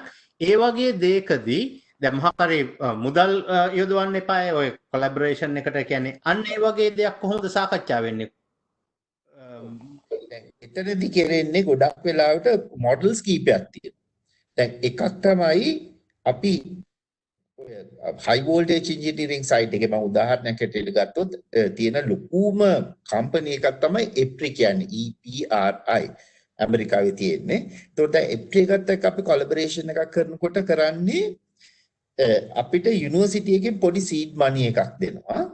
ඊට අමතරව අපි EPRI එක කතා කරනවා ඕගලන්ගේ තියෙන මේ තාක්ෂණික ප්‍රශ්න විශේෂයෙන්ම දැන් ඒගොල්ලන්ගේ ප්‍රොඩක්ට්ස් එනවා අප්‍රිකාවට. එතකොට ඒ ප්‍රොඩක්ට්ස් ටෙස්ට් කරගන්න අප්‍රිකාවේ කන්ඩිෂන්ස් ඕන. එතකොට අපි කියනවා අපි මේ ටික ඕගලන්ට කරලා දෙන්නම්. ඕගලන්ට පුළුවන් ද අපේ ලැබ් එකට මෙන්න මේ ඉක්විප්මන්ට් දෙන්න. එහෙම නැත්නම් මේ මුදල් ප්‍රමාණය දෙන්න. ඒක එක විදියක්. ඊළඟ එක තමයි සමහර යුනිවර්සිටිස් එක කොලැබොරේට් අපි ජාත්‍යන්තර අරමුදල් වලට ඒ කියන්නේ ඉන්ටර්නැෂනල් ෆන්ඩින් වලට ඇප්ලයි කරනවා. එතකොට ඉන්ටර්නැෂනල් ෆන්ඩින් කීපයක් තියෙනවා. අපි දැන් උදාහරණයක් ඇටියට මම කේම්බ්‍රිජ් යුනිවර්සිටි එකත් එක්කලා කොලැබොරේෂන් එකක් පටන් ගන්නවා නම් ඒ අරමුදලෙන් සල්ලි දෙනවා රටවල් දෙකටම. ගොඩක් වෙලාවට අර දියුණු වෙමින් පවතින රටට වැඩි මුදලක් දෙනවා ඉන්ෆ්‍රාස්ට්‍රක්චර් දියුණු කරන්නයි විසිට්ස් වලටයි. ඒක තව මොඩල් එකක්. ඊට අමතරව දකුණු අප්‍රිකාවේ වෙනමම තියෙනවා අපේ ඔය ලංකාවේ තියෙන NSF එක කියලා, ඒ වගේ තියෙනවා NRF කියලා, National Research Foundation. එතකොට ඕකේ තියෙනවා අර මුදල් කෙලින්ම කොලැබොරේෂන්ස් වලටම කියලා වෙනම අර මුදලක් තියෙනවා. ඒකට ඕකේ අපිට සල්ලි ලබා ගන්න පුළුවන්. ඉතින් දැන් ඕක තමයි ෆිනෑන්ෂියල් මොඩල් එක අපිට. ඔබ දන්න තරමින් මේ වගේ මං චමින්දගෙනුත් අහන්න නිලංගෙන් උත්තේ ප්‍රශ්නය මං උත්තරය බලාපොරොත්තු වෙනවා. එහෙම කොලැබොරේෂන් එකකට එහෙම කොලැබොරේෂන් ෆන්ඩ් එකක් හරි මොකක් හරි එකක් මේ විශ්වවිද්‍යාලවල ලංකාවේ තියෙනවද?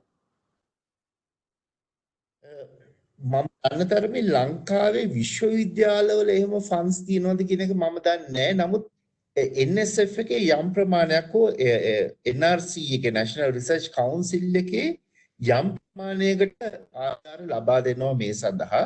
ලංකාවේ ගොඩාක් වෙලාවට කෙරෙන්නේ වෙනත් උදාහරණයක් විතර CSIR සහ ISP International Science Programs කියන ස්වීඩිෂ් ෆන්ඩින් ඒජන්සිස් වලින් කාලයක් තිස්සේ අවුරුදු 40ක් විතර සපෝට් කරා අපේ විශ්වවිද්‍යාල වලට ස්වීඩනේ සරසවිත් එක්කලා කොලැබොරේටිව් ප්‍රෝග්‍රෑම්ස් කරන්න. මම හිතන්නේ බොහොම සාර්ථක ප්‍රෝග්‍රෑම් එකක් ලංකාවේ ගිය. එතකොට අපි ගොඩක් වෙලාවට මේ ජාත්‍යන්තර අරමුදල් ගැන තමයි ඉන්ටර්නැෂනල් ෆන්ඩින් ගැන තමයි ලංකාවේ සරසවි ගොඩක් වෙලාවට තමන්ගේ ඇහැ යොමු කරන්නේ. ලංකාවේ එහෙම මම දන්න තරමින් නැහැ. අපි පොඩ්ඩක් නැවතුනොත් එතන මම චමින්දගෙන් අහන්නම් ඒ ප්‍රශ්නේ. චමින්ද දන්නවද එහෙම ෆන්ඩ් එකක් තියනවද කොලැබොරේෂන් ෆන්ඩ් එක? එහෙමයි. දැන් ප්‍රොෆෙසර් ගෝමස් කියපු ඔක්කොම ටික ලංකාවේ තියෙනවා. ඒ කියන්නේ දැන් හැබැයි ඒවා නිකන් අපි කියමුකෝ නිකන් නැෂනල් එහෙම නැත්නම් ඉන්ස්ටිටියුෂනලයිස් නැහැ. ඔක්කොම යුනිවර්සිටි තනියම try කරන්න ඕන. එහෙම නැත්නම් ඉන්ඩිවිජුවල්ස්ලා. දැන් හොඳම එක්සැම්පල් එකක් කිව්වොත් එරස්මොස් ස්කීම් එක. යුරෝපියන් යුනියන් එකට යන්න පුළුවන්. ප්‍රොෆෙසර් ගෝමස් කිව්වා වගේ මම හිතන්නේ අර ස්වීඩන් වලට වගේ multi country university partnership funding ගොඩක් තියෙනවා.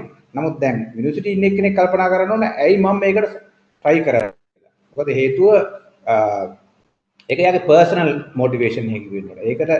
ඒක ඉන්ස්ටිටියුෂන් එක ඇතුළේ එහෙම නැත්නම් ගවර්න්මන්ට් එකේ ස්කීම් එකක් නෙමෙයි.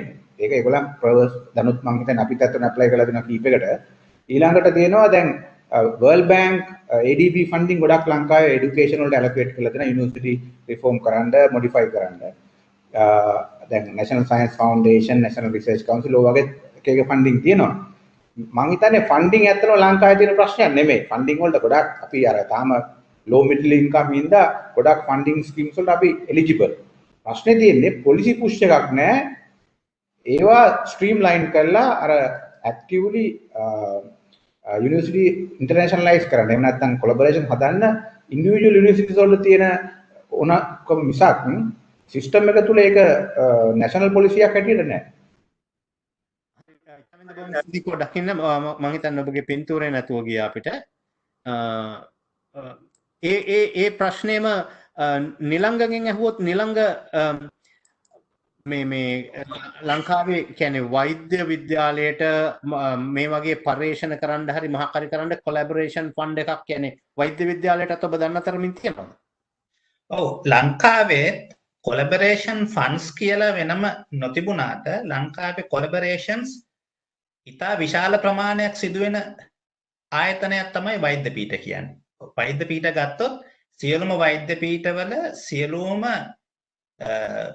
ඩිපාර්ට්මන්ට්ස් තම මහාචාර්ය සහ ආචාර්ය මට්ටමේ ඒවා බොහෝ විට එන්නේ පෞද්ගලික මට්ටම. පෞද්ගලිකව ඔබ වෙනත් එංගලන්තයේ හෝ ඕස්ට්‍රේලියාවේ හෝ වෙනත් විශ්වවිද්‍යාලයක Taman දන්න අඳුරන ඒ මහාචාර්යවරු ආචාර්යවරු සමග හදාගන්න කොලැබොරේෂන් එකකින් ලංකාවේ අති විශාල ප්‍රමාණයක් රිසර්චර්ස් වෙනවා. මේ මොහොතේදී වෙනවා. ඔබ ඒක විශ්වාස කර නොහැකි තරම් ප්‍රමාණයක්. නමුත් නමුත් ඒවල ප්‍රතිඵලය ලංකාවට එන්නේ නැහැ. මොකද ෆන් කරන අයට තමයි ඒකේ අයිතිය තියෙන්නේ.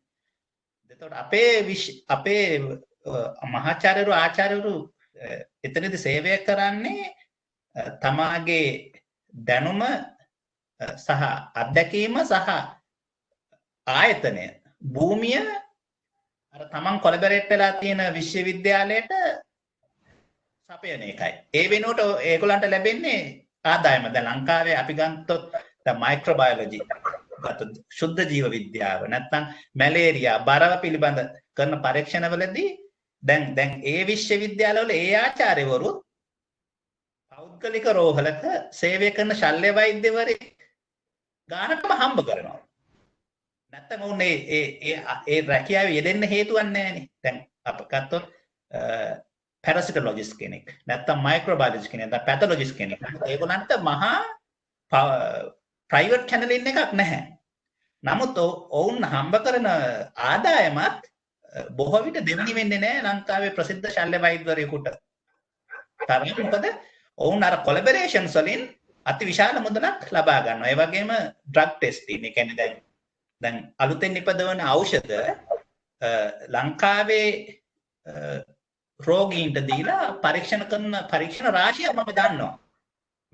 මොකද ඒ වල ෆීඩ්බැක් එක ඒ රටවලට දීලා ඒ කියන්නේ අති විශාල මුදලක් වෛද්‍යවරු උපය ගන්නවා. ඒ වගේම මම දන්නවා කෘෂිකර්ම පීඨ සහ වෙනත් පීඨ දැන් පිටරට තියෙන විශ්වවිද්‍යාලයක් අපේ රටත් එක්කලා කොලැබොරේෂන් එකකට යනකොට ඒක අනිවාර්යයෙන්ම වින් වින් සිටුේෂන් එකක්. මොකද අපිට යමක් ලැබෙන්න ඕනේ, උන්ටත් යමක් ලැබෙන්න ඕනේ. දැන් ප්‍රශ්නේ තිබෙන්නේ දැන් සවුත් ඇෆ්‍රිකාවට සුවිශේෂ තත්ත්වය අපිට නැත්තේ. මොකද දැන් ලංකාව මේකෙදි පාවිච්චි වෙන්නේ ට්‍රොපිකල් කන්ට්‍රි එක කියන නිවර්තන රටක දේශගුණික කාලගුණික සහ සමාජීය පසුබිම තුල ලංකාවේ කරන යමකින් ඔවුන්ට ලැබෙන ප්‍රතිඵලය කුමක්ද කියන එක. නමුත් ඒ ප්‍රතිඵලය ගැන කල්පනා කිරීමේදී ඔවුන්ට ඉන්දියාව හෝ පාකිස්තානය හෝ බංගලාදේශ අපිට වැඩිය වැදගත්කමක් තියෙනවා. මොකද ඒවල මාකට් එක ලොකු නිසා. මොකද ඔවුන් නිපදවන දැනුම නැවත ඒ රටටම විකුණලත් ගන්න පුළුවන් අපේ රටට වැඩිය. එතකොට දැන් මෙතනදී අපි කතා කළ යුතු වැදගත්ම කාරණාව තමයි විශ්වවිද්‍යාලය කියන්නේ මොකක්ද කියන එක. විශ්වවිද්‍යාලය කියන්නේ ඇත්තටම ෆැකල්ටි. ෆැකල්ටි කියන්නේ ආචාර්ය මණ්ඩලයක. දැන් ඔක මම හිතන්නේ චන්දිමත් කිව්වා. ඒ කියන්නේ දැන් අපි හාර්වර්ඩ්, ඔක්ස්ෆර්ඩ්, කේම්බ්‍රිජ් ඔය විශ්වවිද්‍යාල සියල්ලම ලෝකේ ඉදිරියට ආවේ ඔවුන්ගේ හිටිය ඒ කියන්නේ නොබෙල් ත්‍යාගලාභීන් සහ ඒ ප්‍රසිද්ධ විශ්වවිද්‍යාල ආචාර්යවරු තමයි ඒ නම ගේන්නේ. පසුව තමයි ඒ වලින් බිහි වෙන විද්‍යාර්ථී නැත්නම් ඒ ශිෂ්‍යයෝ නම හදන්නේ. නමුත් ලංකාවේදී පිහිටවන කොලැබොරේටිව් යුනිවර්සිටිස් මොන නමින් හෝ පටන් ගන්න ලබන රාජ්‍ය නොවන විශ්වවිද්‍යාලවලදී අපි තියෙන ලොකුම ප්‍රශ්නේ තමයි අපි කොහොමද ආචාර්යවරු ඔක චන්දිමත් කිව්වා කොහොමද ආචාර්යවරු කියන දැන් එංගලන්තයේ ආචාර්යවරයෙක් ලංකාවේ ඇවිල්ලා මාසයක් දෙකක් වැඩ කරන්න ලංකාවේ තියෙන ඕන මොකද්ද පසුබිම?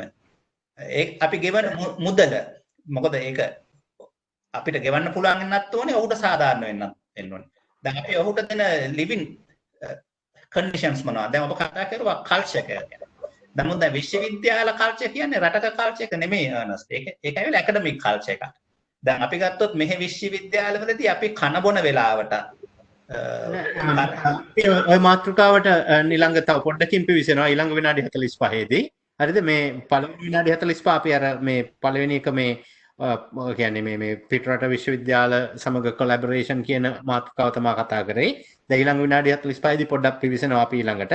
මම ඊට ඉස්සෙල්ලා ආපෞසරයක් ඩොක්ටර් චන්දිම ළඟට පොඩ්ඩක් යන්න ඕන. ඔයා කියපු හැටියට දැන් මේ විශ්වවිද්‍යාල ඩොක්ටර් චන්දිම කොලැබොරේට් කරද්දී ඒ කියන්නේ අර ආචාර්යවරුන්ට ගෙවීම් කරන ඒවා ඔබ දන්න තරමින් කොයි විදිහටද ඒ කාලේ කතා වුනේ? අර්නස්ට් මට එක විනාඩියක් දෙන්න. මොකද නිලංග ඉතාමත් වැදගත් කාරණයක් කිව්වා මේ කොලැබොරේෂන්ස් ගැනම. මම ඒක අපේ රටේ මිනිස්සු ගොඩක් දැනුවත් වෙන්න ඕනේ දෙයක්. මේ නිලංග කියපු කතාවක්ම මම ඉස්සරහට ගෙනියන්නේ. මම කතා දෙකකින් කියන්නම්. එකක් තමයි දැන් මීට අවුරුදු 20කට විතර කලින් බොත්ස්වානා සවුත් ඇෆ්‍රිකාවට එහා තියෙන රටේ රිසර්ච් කොලැබොරේෂන් එකක් කරා බොත්ස්වානා යුනිවර්සිටි එකකුයි යුරෝපේ රටකුයි. මම රට කියන්නේ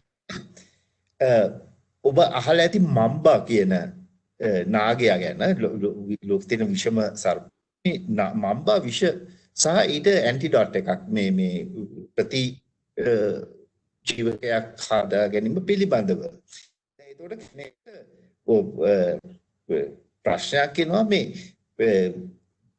යුරෝපීය රටක් මේ රටේ මම්බෙක් ගැන අහලවත් නැහැ මං හිතන්නේ. මොකද මේ අප්‍රිකානු රටක් එක්කලා කොලැබොරේට් කරන්න කියලා. නමුත් දැන් මං හිතන්නේ බොත්ස්වානාවලේ විද්‍යාඥයෝ බොහොම සන්තෝෂ වුණා. ඒගොල්ලන්ට ලොකු මුදලක් හම්බ වුණා ඒ විශ්වවිද්‍යාලේ මේ ගැන පරීක්ෂණ කරන්න.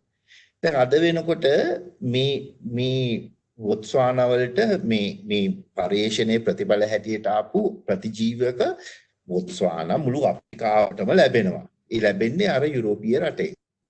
එතකොට මේ අන්තිමට දැන් මේ කොලැබොරේෂන් එකට මට බොහොම ලොකු විශ්වාසයක් තියෙනවා. මම හරියටම දන්නේ නැති වුණාට අර කරපු බොත්ස්වානා විද්‍යාඥයන්ට සෑහෙන මුදලක් ලැබෙන්නේ නැති, උන්ට යුරෝපීය සංචාර ලැබෙන්නේ නැති, සමහර විට උන්ගෙන් කීප දෙනෙක් යුරෝපේ ජීවත් වෙනවා. දැන් ඊට පස්සේ මම එන්නම් මගේ කතාවට. මගේ ප්‍රධානම ඒරියා එක උනේ ලයිට්නින් ප්‍රොටෙක්ෂන්. ඒ කියන්නේ අකුණු ආරක්ෂණය ගැන. දැන් මම මගේ උපාධියට මම වැඩිම ආචාර්ය උපාධියට මම වැඩිම පරීක්ෂණ ප්‍රමාණයක් කරේ ස්වීඩනේ. දැන් ස්වීඩනේ කියන්නේ ලෝකයේ ඉතාමත්ම සුළු වශයෙන් අකුණු වදින රටක්. නමුත් ඔවුන්ගේ විශාල මේ විශ්වවිද්‍යාලයේ විශාල ශාඛාවක් තියෙනවා අකුණු පිළිබඳව හදාරන. එතකොට මම ලංකාවේ අකුණු පිළිබඳ හැදෑරුවා, ස්වීඩනේ හැදෑරුවා, ඊට අමතරව අපි නේපාලේ යම් දේවල් කළා, කොලොම්බියාවේ යම් දේවල් කරා. මෙහෙම කරලා අපි ලොකු දැනුම් සම්භාරයක් එකතු කරා. දැන් අද වෙනකොට ලංකාවේ මම හිතන්නේ 99%ක්ම අකුණු ආරක්ෂණ ක්‍රමවේදයන් ලැබෙන්නේ අපිට මේ යුරෝපීය රටවලින්. කියන්නේ මේ අපේ දැනුමෙන් අන්තිමට අපිට ලැබුණේ papers publish කරන එක. මම ඔය උතනදිත් හරි ප්‍රතික්‍රියා වෙනවා ඔය papers publish කරනවා කියන එකට. ඒක හොඳයි. ඒකේ කිසිම අවුලක් නැහැ. අපේ H index එක වැඩි වෙනවා. අපිට කියන්න පුළුවන් මම මෙච්චර පරිශ්‍රණ ප්‍රමාණයක් කරා එහෙම කියලා. නමුත් අන්තිමට බලනකොට මොකද්ද මම අපේ රටට දීලා තියෙන්නේ? ඒක ලොකු ප්‍රශ්නයක්. ඉතින් මේ කොලැබොරේෂන්ස් වලදී අන්තිමට මම දකින්නේ දැන් මම එන්නම් ඔබ අහපු ප්‍රශ්නෙට මේ ගෙවීම් සම්බන්ධයෙන් කියනකොට ඇත්තටම තුන්වෙනි ලෝකයේ නැත්නම් දියුණු වෙමින් පවතින ලෝකයේ රටවල් වල විද්‍යාඥයන්ට මේ කොලැබොරේෂන්ස් වලින් ලැබෙන්නේ එක්කෝ යම් කිසි ස්ටයිපන්ඩ් එකක් ලැබෙනවා වෙන රටකට ගිහිලා පරීක්ෂණ කරන්න. එතනදී උන්ට යම් මුදලක් ලැබෙනවා. ඊට අමතරව සමහර විට පොඩි ලොයල්ටි ෆී එකක් එනවා පේටන්ට් එකක් කරොත්. ඊට අමතරව අර මේ පරීක්ෂණය කරපු සරසවියට යම් උපකරණ ප්‍රමාණයක් ලැබෙනවා. මම අවසානයේට කියන්නම් මේ කොලැබොරේෂන්ස් වල තියෙන ඉතාම වැදගත් දෙයක් තමයි මේ බටහිර රටක් නැත්නම් දියුණු රටක් දියුණු වෙමින් පවතින රටක් එක්ක කොලැබොරේෂන්ස් පටන් ගන්නකොට හැමතිස්සෙම දියුණු වෙමින් පවතින රටට කරන්න කියලා ඔවුන් බල කරන්නේ බේසික් රිසර්ච්. ඇප්ලයිඩ් රිසර්ච් දෙන්නේ ඕන. මෙතනින් නවත්තන්න. හරි බොහොම ස්තුතියි. අපිට තව විනාඩියක් දෙකක් තියෙනවා ඒක කතා කරන්න. චමින්ද අපි මේ කියන්නේ ටෙක්නිකල් මොකක් හරි ප්‍රශ්නයක් හින්දා ඔබගේ පින්තූරේ මට පේන්නේ නැහැ. ඔබ කතා කරන්න පොඩ්ඩක් ඔබගේ අදහස කියන්න. දැන් මේ ගෙවීම් සම්බන්ධව ලංකාවේ ඔය වගේ කොලැබොරේෂන් එකකදී කතා වෙලා තියෙනවද ඔබ දැනුවත්ද? ඔව් මම හිතන්නේ චන්දිම කිව්වේ තමයි අතන බේසිකලි ඒගොල්ලන්ට හම්බ වෙන බෙනිෆිට්ස් එතකොට ඒ කියන ෆී එක ඒ වගේව තමයි ගොඩක් කලාවට තියෙන්නේ සහ නොලෙජ් ට්‍රාන්ස්ෆර් මම පේනවද දැන්? තාම පේන්නේ නැහැ. නමුත් ඔබ කියන දේ ඇහෙනවා. රයිට්. ඉතින් මේ දැන් අර අන්තිම ප්‍රශ්නේ මම පටන් ගත්තොත් දැන් චන්දිම කිව්වේ දැන් රටට මොනවද ලැබෙන්නේ කියලා. දැන් මම හිතන්නේ ඒක තමයි වැදගත්ම දේ. දැන් මගේ උදාහරණයක් කිව්වොත් මම ඇත්තටම ලංකාවෙන් එළියට ගිහිල්ලා ඉගෙන ගත්තා ජර්මනියේ පාකිස්තානයේ එතකොට ස්විට්සර්ලන්ත ස්වීඩන් වල රටවල ඔක්කොම මම කියන්නේ කාගේ හරි ෆන්ඩින් වලින් තමයි ඉගෙන ගත්තේ. එතකොට සමහර දැන් උදාහරණ මම ලංකාවේ ඉස්සල්ලාමගේ ඒෂියන් ඩෙවලොප්මන්ට් බැංක් ස්කෝලර්ෂිප් එකකින් පාකිස්තානට ගිහිල්ලා. එතකොට ඒකේ කන්ඩිෂන් එකක් තියෙනවා ආපහු ලංකාවට හරි දුප්පත් රටකට ගිහිල්ලා වැඩ කරන්න ඕන අවුරුද්දක් කියලා. මම ඒකින්ද නෙමෙයි ආවේ. නමුත් දැන් ඒ වගේ නොයෙකුත් මෙකැනිසම් මේ ෆන්ඩින් වත් එක්ක ඇටච් කරලා තියෙනවා contribution back to the society කියන එක. දැන් අතම මම ජර්මනිය ලංකාවට ආවෙත් reintegrating professional from a developing country කියලා ස්කීම් එකකින් federal government එකේ. එතකොට දැන් නමුත් දැන් අපිට අර චන්දිම කිව්වා වගේ දැන් අර individual benefits ගන්න ඒවා ඒකට settle වෙන රටවල් වල ඒක වළක්වන්න බෑ. හැබැයි මේ as a collaboration part of the collaboration අපිට පුළුවන් නම් institutional development ලංකාවේ universities වලට labs හදා ගන්න හරි නැත්නම් අලුතෙන් මොන හරි centers හදා ගන්න හරි knowledge transfer කරන්න අලුත් අයට අවස්ථා ආරම්භ දෙන්න ඒක මම හිතන්නේ ඇති. අනිත් එක දැන් සාමාන්‍යයෙන් අදහසක් ලංකාවේ විශ්වවිද්‍යාල ආචාර්යවරු තියෙනවානේ දැන් අර නිලංග කිව්වා වුණාට දැන් අපේ අයගෙන් අහුවොත් කියන්නේ අපේ විශ්වවිද්‍යාල උගන්වන්නේ ඉන්ඩස්ට්‍රියට යන්නේ නැත්නම් එහෙම නැත්නම් ප්‍රැක්ටිස් කරන්නේ නැත්තේ අපිට සල්ලි වලට වැඩි වැදගත් වෙන ඉන්සෙන්ටිව්ස් තියෙනවා කියන එක. ඒතර ඒක පාවිච්චි කරලා අපිට අර කියන්නේ ඕක ගැන ෆයිනෑන්ෂලි මම හිතන්නේ රිවෝඩ් එකක් දෙන්න ඕන කියලා. මොකද ලංකාවේ තාමත් විශ්වවිද්‍යාලයක වැඩ කරනවා කියන්නේම ඇත්තටම යම්කිසි ඒකට නිකන් ප්‍රෙස්ටිජ් එකක් හරි ප්‍රීමියම් එකක් ඇටච් කරන්න පුළුවන්. ඒක නිසා එහෙම අය ගොඩක් ඉන්නවා. ඒකින්ද මම හිතන්නේ මේ මම හිතන්නේ දැන් ලංකාවේ දැනට විශ්වවිද්‍යාල ගෙවිමුත් ඇත්තටම ගොඩක් පෞද්ගලික මම හිතන ආණ්ඩුව කාලේ ගොඩක් වැඩි කරා. දැන් ගොඩක් අයට ගොඩක් ලොකු ගාණක් හම්බ වෙනවා විශ්වවිද්‍යාල ආචාර්යවරුන්ට. ඒක නිසා වැදගත් වෙන්නේ මම හිතන්නේ ෆන්ඩින් කියන එක අපිට ඕන වෙලාවක විසඳ ගන්න පුළුවන්. මොකද ඩෝනර් ෆන්ඩින් තියෙනවා ගවර්න්මන්ට් එකේ තව ඉම්ප්‍රූව් කරන්න පුළුවන්. නමුත් ස්ට්‍රක්චර්ස් එක හදා ගන්න පුළුවන් නම් පොලිසිස් හදා ගන්න පුළුවන් නම් ඒ ප්‍රශ්නේ එච්චර ලොකු එකක් කියලා මම හිතන්නේ. හරි බොහොම ස්තුතියි. මම හිතන්නේ පැයකට කිට්ටු වෙන අපි කතා කරා මේ මාතෘකාව ගැන. අපි ඊළඟ මාතෘකාවට යන්න ඕන.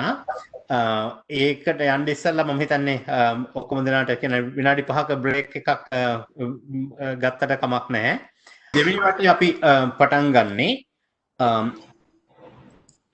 දැන්ට සති දෙකකට වුණ පෙර ජනාධිපතිවරයා විසින් විශ්වවිද්‍යාල ආචාර්ය මණ්ඩලය කැඳවලා ඉවර වෙලා කරලා තිබුණු ප්‍රකාශයක් සහ ඊට පස්සේ නිකුත් කරපු ලියවිල්ලක් පදනම් කරගෙන ඔහුගේ Facebook එකේ තිබුණා.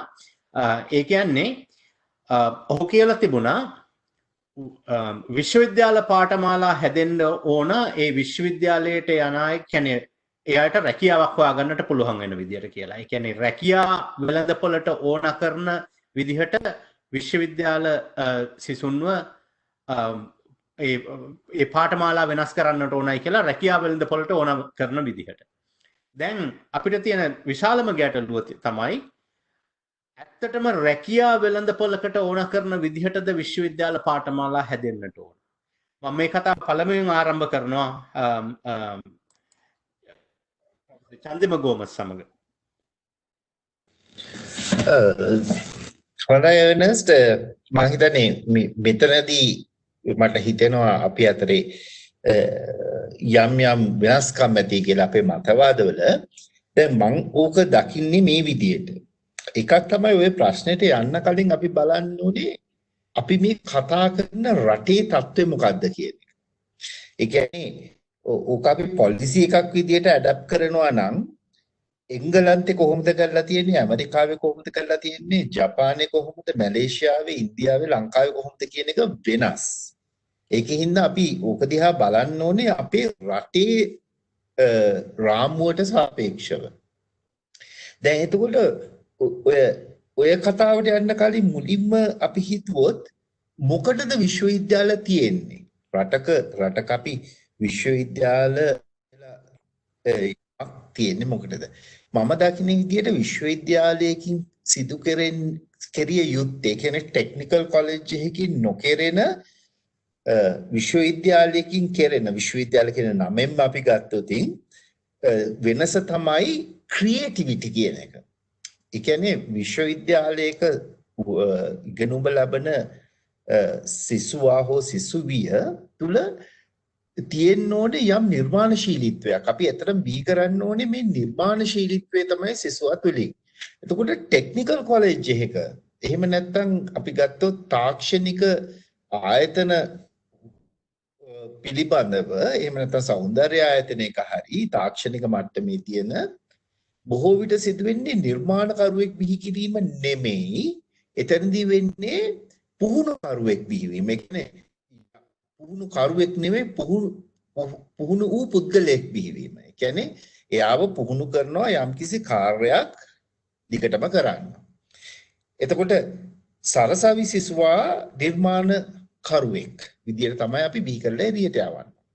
එතකොට මෙතනදී තියෙන වැදගත්ම ප්‍රශ්නේ තමයි ලංකාව මේ වෙනකොට තියෙන්නේ දියුණු වෙමින් පවතින රටක් විදියට ලංකාවට ඉතාමත්ම අවශ්‍යයි රැකියාවල් බිහි කිරීම. ලංකාවේ මම හිතන්නේ රැකියාවල් කරන පුද්ගලයෝ රැකියාවල් කරන්න පුළුවන් පුද්ගලයෝ ඉන්නවා බොහොම. නමුත් රැකියාවල් බිහි කරන පුද්ගලයෝ බොහොම අඩුයි. ඒකින්ද මම කෙටියෙන්ම මේ ගැන කියනවා නම් මම කියන්නේ සරසවියක් ලංකාවේ සරසවියක් ප්‍රමුඛතාවයේදී යුත්තේ. මම කියන්නේ ඒක විතරක් කරන්න ඕන කියන එක නෙවෙයි ප්‍රමුඛතාවයේදී යුත්තේ රැකියා උත්පාදකින් නැත්නම් රැකියා නිර්මාණකරුවන් බිහි කිරීම. එතකොට අපි හාවර්ඩ්, යේල්, කේම්බ්‍රිජ් වගේ යුනිවර්සිටිස් බැලුවොත් ඒ වලින් කරන චින්තකයෝ විද්‍යා චින්තකයෝ සමාජ චින්තකයෝ අපි බිහි කළ යුතුයි. ඒක ගැන අවිවාදයක් නැහැ. ඔවුන් බිහිවිය යුතුයි. ඒ වගේම අනාගතයේදී ඒ බිහිවීම ඒ නිර්මාණකරුවන් අපි වැඩියෙන් බිහි කරන්න. නමුත් මේ අවස්ථාවේ රටට අවශ්‍ය වෙන්නේ රැකියා උත්පාදකයන් නැත්නම් රැකියා නිර්මාණකරුවන් වැඩිපුර බිහි කිරීම තමයි අපේ සරසවි තුලින්. මේක තමයි මගේ අදහස. වෛද්‍ය නිලංග ඔබට කියන්න තියෙන්නේ මොකක්ද ඒ සම්බන්ධව? දැන් එතන තියෙන්නේ ඇත්තටම අර චන්දිම කිව්වා වගේ අපි අපේ රටේ කොන්ටෙක්ස්ට් එකට මේක ගලපගන්නේ කොහොමද කියන එකයි. දැන් ඇයි අපේ රටේ විශ්වවිද්‍යාල තියෙන්නේ? දැන් අපේ රටේ විශ්වවිද්‍යාල ගත්තොත් මම හිතන්නේ පළවෙනි විශ්වවිද්‍යාල මට්ටමේ පටන් ගත්තේ සිලෝන් මෙඩිකල් කොලෙජ් එක. සිලෝන් යුනිවර්සිටි කියන එක පටන් ගන්න කලින් පටන් ගත්තේ මෙඩිකල් කොලෙජ් එක නැත්නම් වෛද්‍ය පාසල. මොකද ඒක ඇවිල්ලා කෙලින්ම රැකියා උත්පාදනය කරන ස්ථානයක්. ඔබගේ පාසල් අධ්‍යාපනයෙන් පසු කෙලින්ම විශ්වවිද්‍යාලයට යනවා. විශ්වවිද්‍යාලයෙන් එළියට දාන්නේ වෘත්තිකෙක්. එතකොට දැන් ඊට පස්සේ ලෝ කොලෙජ් එක. දැන් මේ කොලෙජ් කියන වචනේ දැන් මෙඩිකල් කොලෙජ්, ලෝ කොලෙජ් පස්සේ ඒවා මෙඩිකල් ෆැකල්ටිස්, ලෝ ෆැකල්ටිස් බවට පත් වුණා. නමුත් දැන් අපේ රටේ විශ්වවිද්‍යාල කියන කන්සෙප්ට් එක ලෝකේ තියෙන විශ්වවිද්‍යාල කියන කන්සෙප්ට් එකයි එකම නෙමෙයි. එකම තිබෙනවා.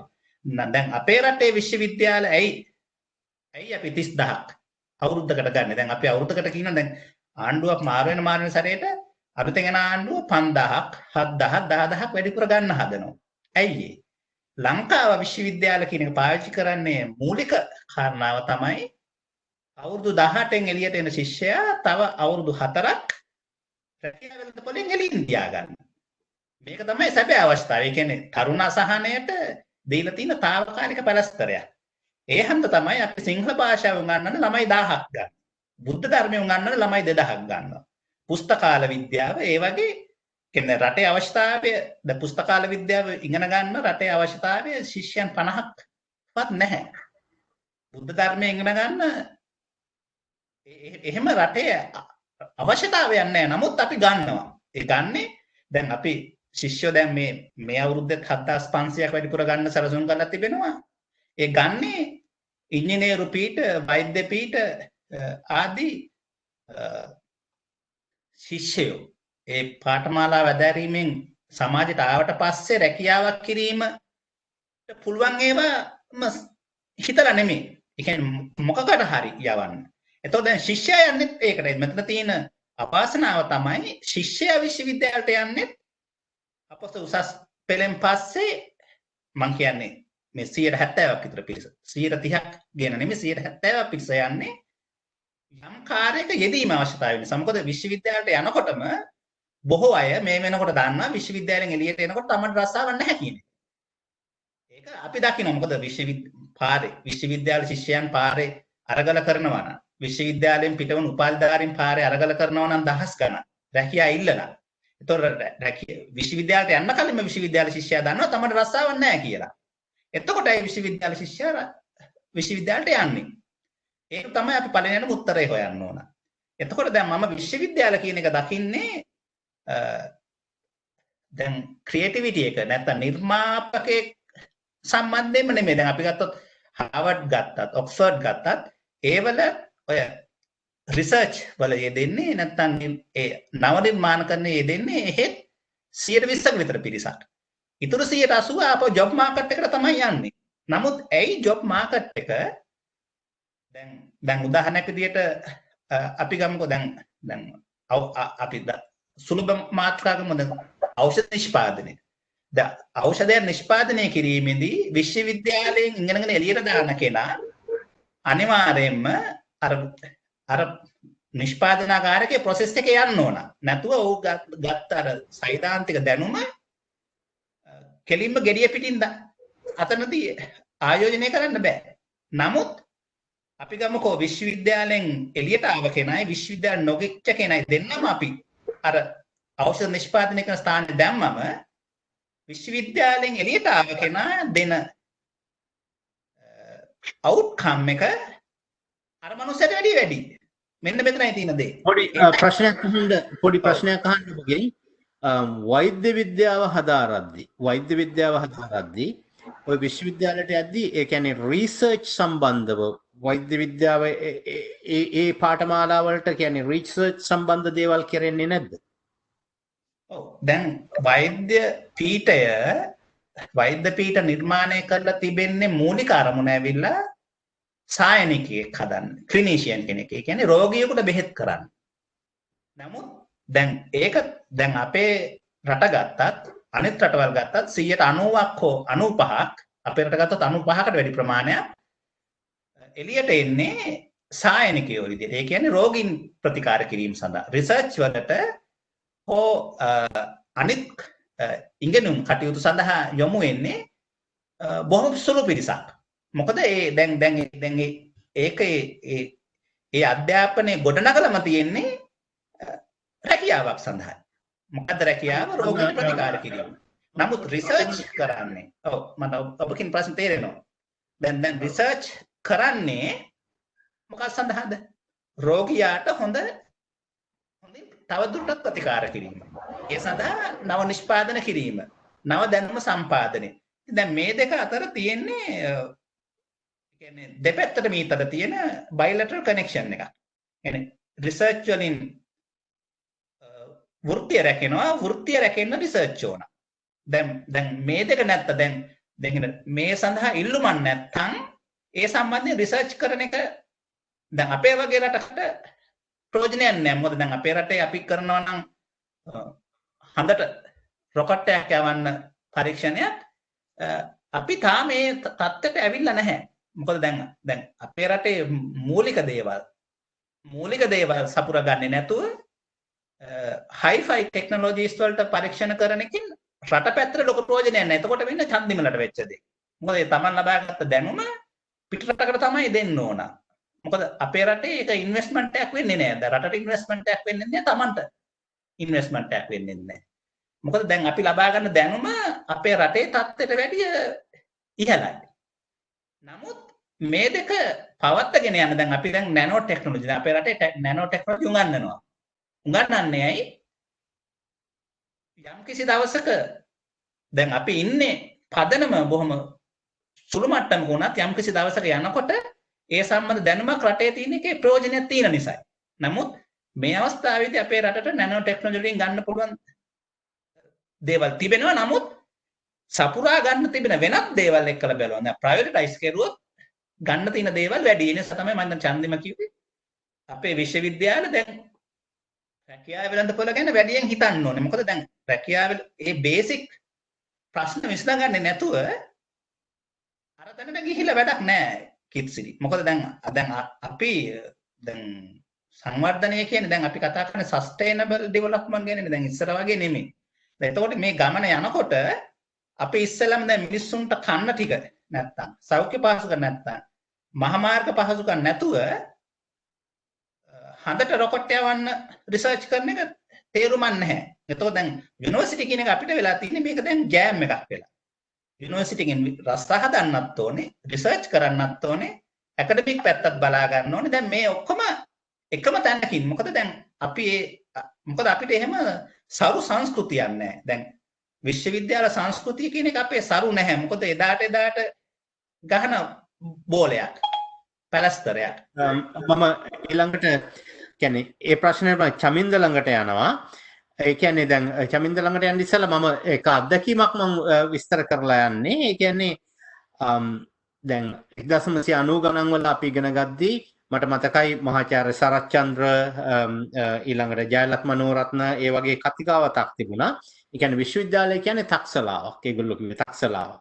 එතකොට මේකට එන අය මේ මහා විශාල වශයෙන් දැනුම පුළුල් කරගන්නටයි ඊට පස්සේ ක්ෂේත්‍ර ඒගොල්ලෝ නියෝජනය කරන ක්ෂේත්‍ර කියන්නේ පුළුල් කරන පරිසරයක් තමයි මේකේ ගොඩනගන්නට ඕනයි කියලා ඉවර වෙලා කතාවක් තිබුණා. ඒ වගේම දෙවෙනි පැත්ත ගත්තොත් එහෙම මම බැලුවොත් එහෙම දැන් ඉංජිනේරුවෙක් හැටියට වැඩ කරද්දී 1990 ගණන් වල ප්‍රශ්නයක් තිබුණා.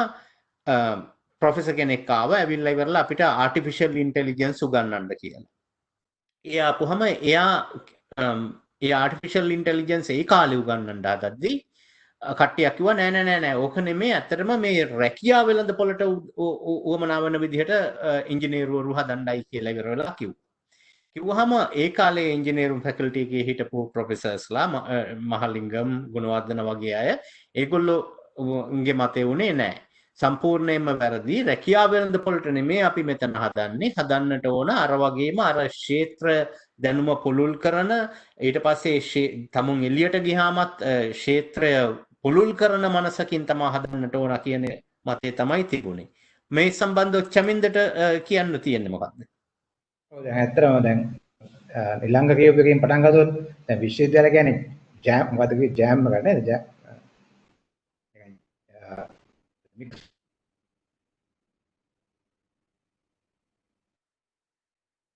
අද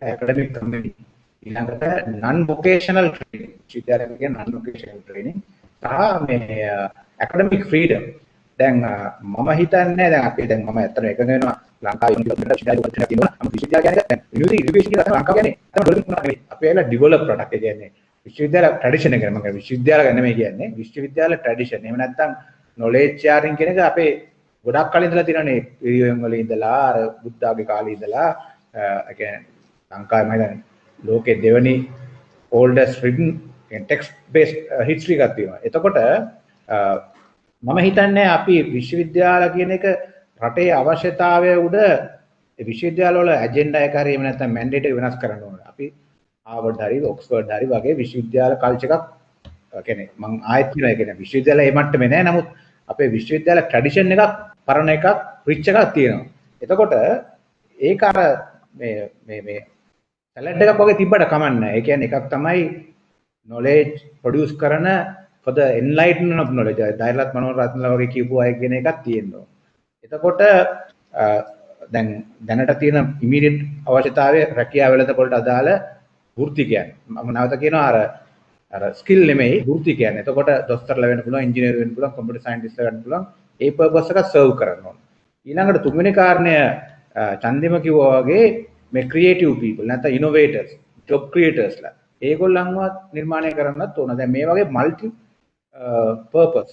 පර්පස් ආයතනයක් හැටියට සමාජයේ අනිත් තියෙන ආයතන වලට ඉහළින්. ඒ කියන්නේ මම මේක නැවත වතාවක් කියනවා අර පොලිටිකල් ඇජෙන්ඩා එකකට හරි දැන් මම අර කියන ඔක්කොම එකයි. දැන් මම හිතන්නේ නිලංග කිව්වනේ ඉස්සෙල්ලා ලංකා විශ්වවිද්‍යාල වලට යවන්න නිකන් කාලය ගත කරන්න කියලා. ඒක ඇත්ත. දැන් යන අයත් හිතන් ඉන්නේ උපාධියක් හම්බුනාම රස්සාවක් ලැබෙන්න ඕන කියලා. දැන් ඒවා මිස්කන්සෙප්ෂන්ස් අයින් කරාමත් විශ්වවිද්‍යාල වලට නිකන් සෝෂියොලොජි හරි ෆිලොසොෆි හරි ඉගෙන ගන්න කැමැත්ත යන අය ඉන්න පුළුවන්. අන්න ඒ ස්පේස් එකක් තියෙන්න ඕන. ඒතර මම හිතන්නේ විශ්වවිද්‍යාල පර්පස් එක හරි ඒක පවතිලා තියෙන ඉතිහාසයේ ප්‍රශ්න තියෙන්න පුළුවන්. හැබැයි පවතිලා තියෙන දැනට තියෙන ක්‍රමය ගොඩ හොඳ ක්‍රමයක්. ඒක සෙමි ඔටෝනොමස්. එතකොට ඒකේ මැනේජ්මන්ට් එක තියෙන වෙනස් විදිහකට ඒ කියන්නේ උඩට ගිහිල්ලා ආපු මම හිතන්නේ ලංකාවේ වයිස් චාන්සලර් වෙලා ආපහු තමන්ගේ නිකන් ප්‍රොෆෙසර් කෙනෙක් වෙන අර හයිරාකි එක ගිහිල්ලා පෙන්ෂන් වෙන්නේ නැති එකම ආයතනෙම හිතන්නේ විශ්වවිද්‍යාලය. ඒ කියන්නේ ආපහු වෙනවා. එතකොට සෙනේට් හරහානේ පත් කරන්නේත් ඒ කවුන්සිල් හරහා. ඒ කියන්නේ ලොකු ඔටොනොමි එකක් තියෙනවා. ඉතින් මම හිතන්නේ ඒක හොඳ මොඩල් එකක්. හැබැයි රටේ ඉකොනොමි එකට එහෙම නැත්නම් අනිත් අවශ්‍යතාවයට අවශ්‍ය දේවල් ලබා ගත්තට කමක් නැහැ. නමුත් විශ්වවිද්‍යාලයක් විශ්වවිද්‍යාලයක් පවතින ඕන කියලා මගේ අදහස. දැන් ඕකදී මම ඔයගෙන් තව පොඩ්ඩක් ප්‍රශ්නයක් අහන්නම්. ඔය රැස්වීම තියෙද්දී ඒ රැස්වීමේ නිකුත් කරපු අර ලියවිල්ල අරගෙන අපි ඇහුවා මම දන්න කීප දෙනෙක්. නමුත් ඒ රැස්වීමට සහභාගී වෙච්ච විශ්වවිද්‍යාල ආචාර්ය මණ්ඩලයේ කවුරුවත් මොනම අදහසක්වත් අර ජනාධිපතිතුමා කියපු එකට වැරද්දක්වත් මොකක්වත් ප්‍රකාශ කරලා තිබුණේ නැහැ. ඒක කනගාටුදායක තත්ත්වයක්ද කොහොමද ඔබට හිතන හැටියට ඒක? නෑ මම හිතන්නේ කනගාටු තත්ත්වයක් නෙවෙයි. ඒක කනගාටු කියලා හිතන්න පුළුවන්. ඒක ඔයාලට තියෙන පොලිටිකල් අදහස හැටියට. මම හිතන්නේ ලංකාවේ දැනට ඔක්කොම වෙන්නේ ඒ විදිහට තමයි. ඒ කියන්නේ ඔයා අර ප්‍රෙසිඩන්ට් කිව්වා වගේ මගේ පොලිසියකට එකඟ ඉන්න නැති අය යන්න. අන්න ඒ වගේ එකක් තමයි දැන් මේ වෙලාවේ රට දුවන්නේ මේ විදිහට. ඉතින් ඒක පොලිටිකල් ඩිස්ඇග්‍රීමන්ට් තියෙන්න පුළුවන්. එතකොට අර නිකන් මොනොතිස් හරි ඒ වගේ අදහසක් තියෙනවා. මම දන්නවා එතන වයිස් චාන්සලර්ලා UGC ඔෆිසර්ස්ලා ගත්තොත් ඊටාම දක්ෂ අචීව්ඩ් අය ඉන්නවා. හැබැයි දැන් තියෙන්නේ එක්කෝ ප්‍රෙසිඩන්ට් කියන එක අහන්න ඕන නැත්නම් එතනින් අයින් ඉන්න ඕන. කොටසක් හැටියට ඒක පාතින්නේ. හැබැයි ඒකෙන් කියවෙන්නේ නැහැ ඔක්කොම විශ්වවිද්‍යාල කොමියුනිටි ඔක්කොම මේකට එකගයි කියලා. ඔකට සමහරට ඔය වගේ එකක් කරන්න ගියාම අපිට බලන්න තුන රෙසිස්ටන්ස් එක කොහොමද එන්නේ? ෆූට් එකකින් වෙන්න පුළුවන් අනිත් තැන් වලින්. බොහොම ස්තුතියි චමින්ද. ඩොක්ටර් ගෝමස්ගෙන් අහන්නේ මම දැන් ඔබ ඉන්න විශ්වවිද්‍යාලේ ඔබ වැඩ කරපු විශ්වවිද්‍යාලවල මේ පාඨමාලා වෙනස් කරද්දී මොන වගේ වැඩපිළිවෙලක්ද අනුගමනය කරන්නේ? ඒ රට ගිහිල්ලා ජනාධිපතිගෙන් අහනවද? එහෙම දෙයක් කරනවද නැහැ? අර්නස් මෙහෙමයි. දැන් මම උදාහරණයකට මැලේසියාව ගන්න. මොකද රටින් රට මේ තත්ත්වය වෙනස්. දැන් මැලේසියාවේ තියෙන තත්ත්වය තමයි policy decision එකක් ගනිද්දී මැලේසියාවේ UGC එකට සමානව තියෙන ආයතනය සහ මුළු ඒ විෂයපතේට අදාළ කමියුනිටි එකේ අදහස් විමසනවා. දැන් උදාහරණයක් හැටියට අපි හිතමු ඉංජිනේරු පාඨමාලාවක් වෙනස් කරන්න ඕනේ කියලා. එතනදී ඒගොල්ලෝ බලනවා එකක් තමයි අර උසස් අධ්‍යාපන අමාත්‍යාංශයේ නිලධාරී. ඊට අමතරව Board of Engineers of Malaysia BEM ඒකේ නියෝජිතයෝ සෑහෙන පිරිසක් ඉන්නවා. ඊට පස්සේ අර රටේ ඉංජිනියරින් ෆැකල්ටිස් වල කට්ටියක් ඉන්නවා. මහාචාර්යවරු බොහෝ විට ඊට අමතරව මේ විෂයට සම්පූර්ණයෙන්ම පරිබාහිර වෙන්න. ඒ කියන්නේ අපි තුමු සෝෂියොලොජි කරන, ලෝ කරන, මෙඩිසින් කරන ඔය වගේ පිරිසකුත් සම්බන්ධ වෙලා මාස ගානක කතිකාවතක් යනවා ජාතික මට්ටමේ national level එකෙන්. එතනදී ගන්නවා policy decisions කීපයක්. අරගෙන දැන් අන්තිමට policy decisions ක්‍රියාත්මක වෙන්න ඕනේ සරසවි මට්ටමේ. ඊට පස්සේ ඒගොල්ලෝ කරන්නේ මේක සරසවි අතරේ බෙදලා යවනවා. ඒ කියන්නේ ඒක සර්කියුලර් එකක් විදිහට යවනවා. policy decisions අපි ගත්තා. එතකොට මේවල අඩුපාඩුකම් මොනවද? එහෙම නැත්නම් මේකට ඇඩ් කරන්න ඕනේ, චොප් කරන්න ඕනේ මොනවද කියලා. ඊට පස්සේ තව මාස 6ක් විතර වගේ දැන් මේ සර්කල් එකේ යනවා කතිකාවතක්. උතුනේදී ගොඩ ඔපොසිෂන්ස් එනවා, ඔකට ෆෝ එනවා. ඊට පස්සේ මේ හැම එකෙන්ම අන්තිමට මේගොල්ලෝ කියන්නේ මේකේ අදහස් අපිට දෙන්න කියලා. එතකොට ඔය දෙන අදහස් ටික ඔක මං හිතන්නේ ලොකු පොතක් විතර එනවා අන්තිමට. විශේෂයෙන්ම මේ විත්තියට අදාළ පාඨමාලාවක් නම් ලොකු ගොඩාක් අදහස් එනවා. ඊට පස්සේ අර සෙට් එක ආයිමත් එකතු වෙලා මේක බලනවා මේ අදහස් හරිද වැරදිද මේවා අපිට ගලප ගන්න පුළුවන්ද නැද්ද කියලා. මෙතනදී හරි වැදගත් දෙයක් තමයි මෙහෙම පාඨමාලාවක් වෙනස් කරද්දී ඒ විෂයපතේට අදාළ නොවන පිරිසක් අනිවාර්යෙන් මෙතන ඉන්නවා. මොකද මේ විෂයපතයකට ගියාට පස්සේ අපිට පේන්නේ බොහොම නැරෝ ස්කෝප් එකක්. මොකද දැන් මගේ ෆීල්ඩ් එක හයි වෝල්ටේජ් ඉන්ජිනියරින්. දැන් මට කවුරුවත් මොනවා කරන්න කිව්වත් අර මැක්කගේ කතාව වගේ බං අන්තිමට එන්නේ හයි වෝල්ටේජ් ඉන්ජිනියරින්. දැන් එතකොට ඒකෙන් පිට කෙනෙක් බලන කෙනෙක් ඉන්න ඕනේ. එතකොට ඔන්න ඒ විදිහට තමයි අන්තිමට සකස් වෙන්නේ. ඊට පස්සේ දැන් මේක මේ ලොකු process එකක්. ඊට පස්සේ උඩ දැන් සිලබස් එක මේ විදිහට වෙනස් කරන්න ඕනේ කියලා ගයිඩ්ලයින් එකක් දෙනවා. සිලබස් එකක් නෙමෙයි ගයිඩ්ලයින් එකක්. ඒ ගයිඩ්ලයින් එකට අනුව අපේ යුනිවර්සිටිස් වල අපි ඒ නිච් ඒරියාස් වලට වෙන ඕන විදිහට මේක වෙනස් කරනවා. ඊට පස්සේ දැන් අවුරුදු 5ක් විතර දුවනවා. ඊට පස්සේ ඉවැලුවේෂන් process එකක් තියෙනවා. දැන් මැලේසියාවේ මේක හරි ලස්සනට කරනවා. නමුත් මම දකුණු අප්‍රිකාවේ මේක දකින්නේ නැහැ. ස්වීඩන් වගේ රටවල් වල මම දකින්නේ ඕක වෙලා ඉවරයි. ඒ කියන්නේ ඒක දැන් යල් පැන ගිය විදියක් වගේ දැන් ඒක තම තමන්ට ඕන විදිහට කරනවා. තායිලන්තේ, වියට්නාමයේ, මැලේසියාව, සිංගප්පූරුවත් සෑහෙන දුරකට මේ වෙනකොට මේක ඉතාමත්ම හොඳින් කරනවා කියලා මට කියන්න පුළුවන්. කියන්නේ මේ ළඟදී දියුණු වෙන්න ගත්ත රටවල් ටික. බංග්ලාදේශෙත් දැන් වෙනවා. ප්‍රශ්නයක් ඔය ඔබ කියපු ඔය ප්‍රොසෙස් එකට ඒ මැලේසියාවේ දේශපාලකයොත් සම්බන්ධ වෙනවා. ඔව් අනිවාර්යයෙන්ම දේශපාලන සහභාගීත්වය මෙතන තියෙනවා.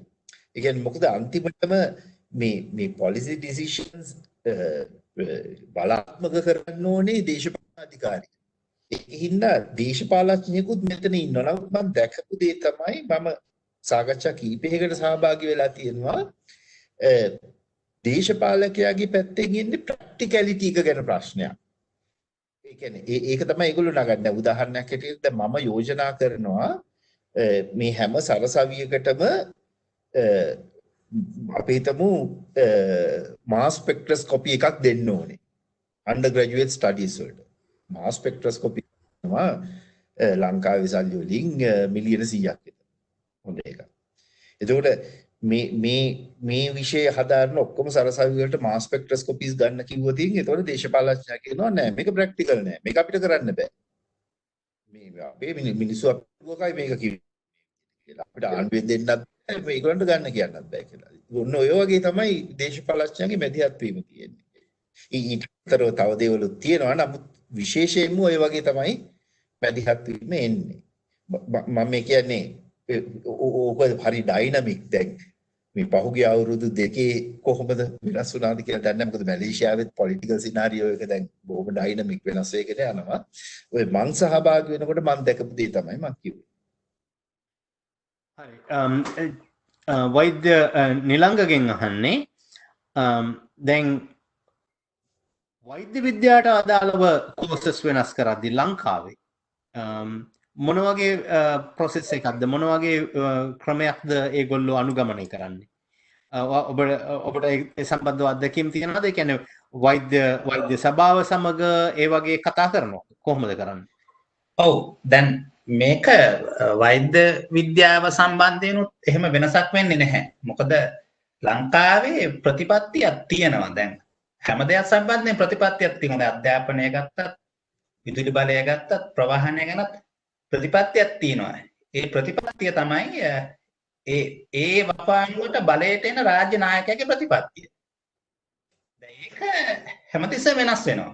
දැන් ඒක දැන් අපිට දැන් සිංගප්පූරුව හෝ ස්වීඩනය හෝ ස්විට්සර්ලන්තය හෝ වගේ එහෙම ප්‍රතිපත්තියක් නෙමෙයි දෙන්නේ. ඒකේ තියෙන ඒ කියන්නේ දිගටම තියෙන ප්‍රතිපත්තියක්. ඒ ප්‍රතිපත්තිය යාවත් කාණ්‍ය කරන. නමුත් ලංකාවේ ප්‍රතිපත්තිය ඇවිල්ලා එදාට බලයේ ඉන්න රාජ්‍ය නායකගේ ප්‍රතිපත්තිය.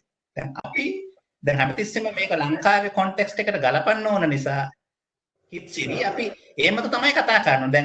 දැන් ඔබ කලින් කිව්වා දැන් ගෝඨාභය රාජපක්ෂ ජනාධිපතිවරයා ඔහුගේ ප්‍රතිපත්තිය ප්‍රකාශ කෙරුවා. මොකද්ද ප්‍රතිපත්තිය? විශ්වවිද්‍යාලයෙන් පිට වෙන ශිෂ්‍යයන් අනිවාර්යයෙන්ම රැකියාවක් කළ හැකි මට්ටමට හදන්න ඕන. එතකොට ඔබ කිව්වා ඒ එක්කම මේ පිළිබඳ කිසිම කෙනෙක් විරෝධය දැක්ුවේ නැහැ කියලා.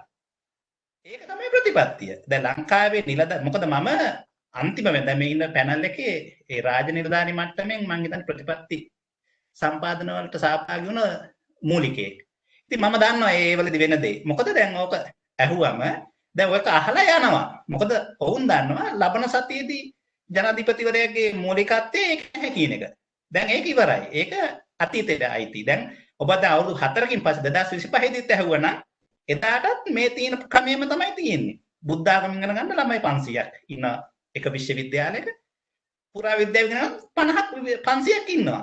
ඉතින් දැන් ඕකට ආචාර්යවරු දැන් හරියම මොකද්ද කරන්න ආචාර්යවරු ගිය ගමන්ම තමන්ගේ විශ්වවිද්‍යාල ප්‍රතිපත්ති වෙනස් කරගන්නව නෑ. අපි පුරාවිද්‍යාව ගන්නන්න 25යි ගන්න. ඊටු 475 අයින් කරනවා.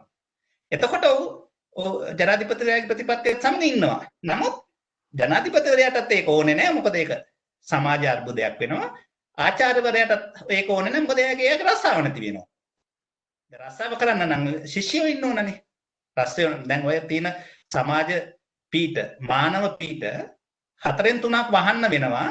ජොබ් මාකට් එක ඔරියන්ට් කරගෙන දැන් ජනාධිපතිවරයාගේ ප්‍රතිපත්තිය ක්‍රියාත්මක කෙරුවොත්.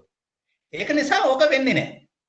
දැන් ඕක වෙන්නේ නැහැ කියන එක හොඳම උදාහරණයක් මම කියන්නම් ගිය ආණ්ඩුව සම්බන්ධයෙන්. එකක් තමයි සූර්ය බලෙන් විදුලි බලෙන් පදවීම. ඒ කියන්නේ යුනිට් දසලක්ෂයක්. ඒ කියන්නේ ගෘහස්ත යුනිට් දසලක්ෂයක් එකතු කරලා සුනිත්‍ය සූර්ය බල සංග්‍රාමය පටන් ගත්තා. නමුත් ඔතනදී කිසිම ඉංජිනේරුවෙක් විදුලි බල ඉංජිනේරුවෙක් ඒකට විරුද්ධ වුණාද නැහැ. විදුලි බල අමාත්‍යාංශේ කවුරුවත් මොකුත් කරුන්නේ නැහැ. ඔක්කොම කියන්නේ හරිස කරමුස කියලා වැඩේ හා කියලා එනවා. හා කියලා මාස දෙකකින් පස්සේ දැනුත් ඩීසල් බලාගාරයෙන් තමයි විදුලිය ගන්නෙ. දැස්සොත් ජල විදුලි බලාගාරයෙන්. ඒක නිසා ලංකාවේ නිලධාරීන් දේශපාලකයව හොඳින් අඳුරනවා. දේශපාලකයව හොඳින් නිලධාරියව අඳුරනවා. දැන් මෙතනදී ඕනේ රෑ 7 නිවුස් එකට මොකක් හරි ප්‍රකාශයක් කරන්නනේ. දැන් අද එකක් කරන්න ඕනේ හෙට එකක් කරන්න.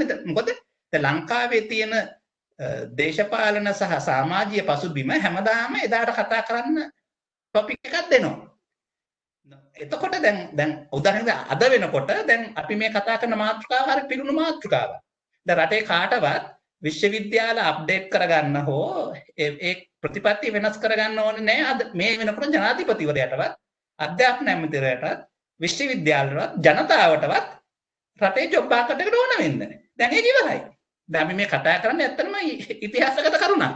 දැන් අපි අද කතා කරන්න ඕනේ අපේ ජාන මැලේද ජාත යකුණාවද කියන එක. දැන් අද මාතෘකාව ජාන. දැන් හෙට වෙනකොට ඒක මොකක් වෙයිද කියන එක ඔයා දන්නේ නැහැ මම දන්නේ නැහැ. අනිත් එක වැඩකුත් නැහැ. ඉතින් ඒක තමයි රටේ ප්‍රතිපත්තිය. ඉතින් ඒක නිසා දැන් මේක වෙනස් වෙන්න නම් දැන් ලෝකෙ කොහෙ බැලුවත් දැන් ජපානයේ මම ඔබට කලින් කිව්වා ජපානයේ වෙනස් වෙන තීරණාත්මක ඒ තීරණය ගත්තේ මොයජු අධිරාජයා. දැන් මොයජු 1800 මුල් කාලේ එනකන් ඒ රටත් ලංකාව වගේම තමයි. ඒ ලොකු වෙනසක් තිබ්බේ නෑ. සිංගප්පූරුවත් ලී කුවාන් යු වෙනකන් වෙනසක් තිබ්බේ නෑ. මහතිර් මොහමඩ් එනකන් වෙනසක් තිබ්බේ නෑ. නමුත් ඉතින් මේ ස්ටෙප් එක පටන් ගන්න ඕනේ එහෙම බෞද්ධත දැනුමක් තියෙන යම් පුද්ගලයෙක් ඒ තීරණ ගන්න මුල. දැන් උදාහරණයක් දැන් ඉන්න ජනාධිපතිවරයා ඇයි දැන් අපිට තියෙන ප්‍රශ්නයක් ඇයි ආරක්ෂක ජෙනරාල්ලම පත් කරන්න කියන එක.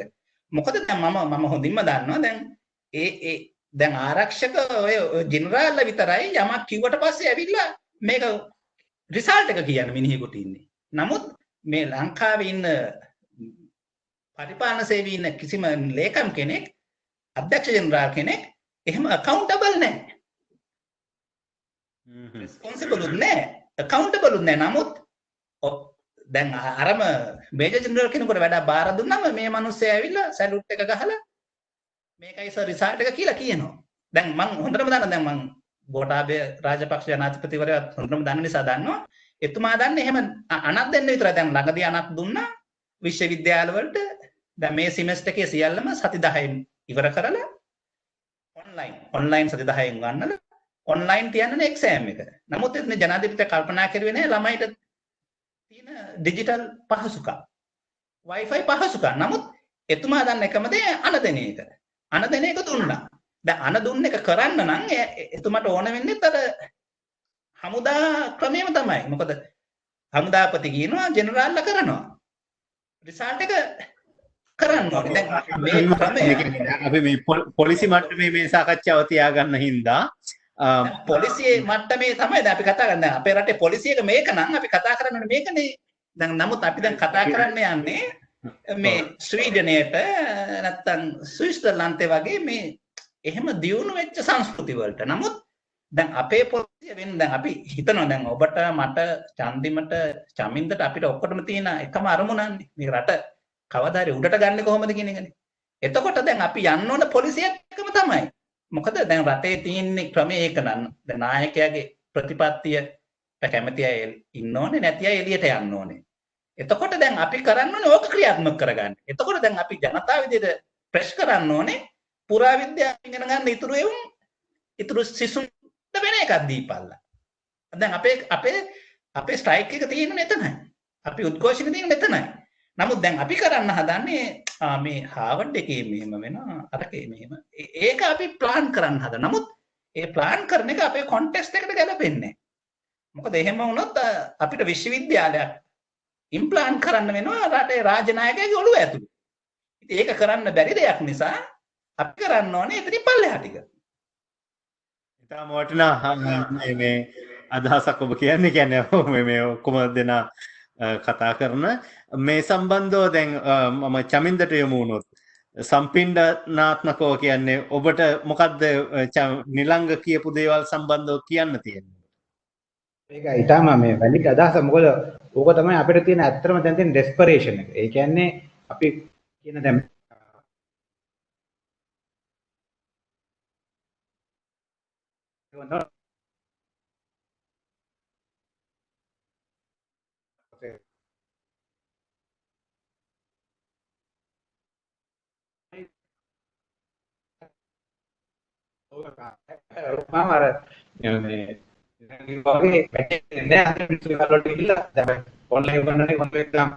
විශ්වවිද්‍යාල කවුරුද දුන්නේ අපි ඔක්කොම කරනකොට පටන් ගත්තා. හැබැයි ඒක නෙවෙයි.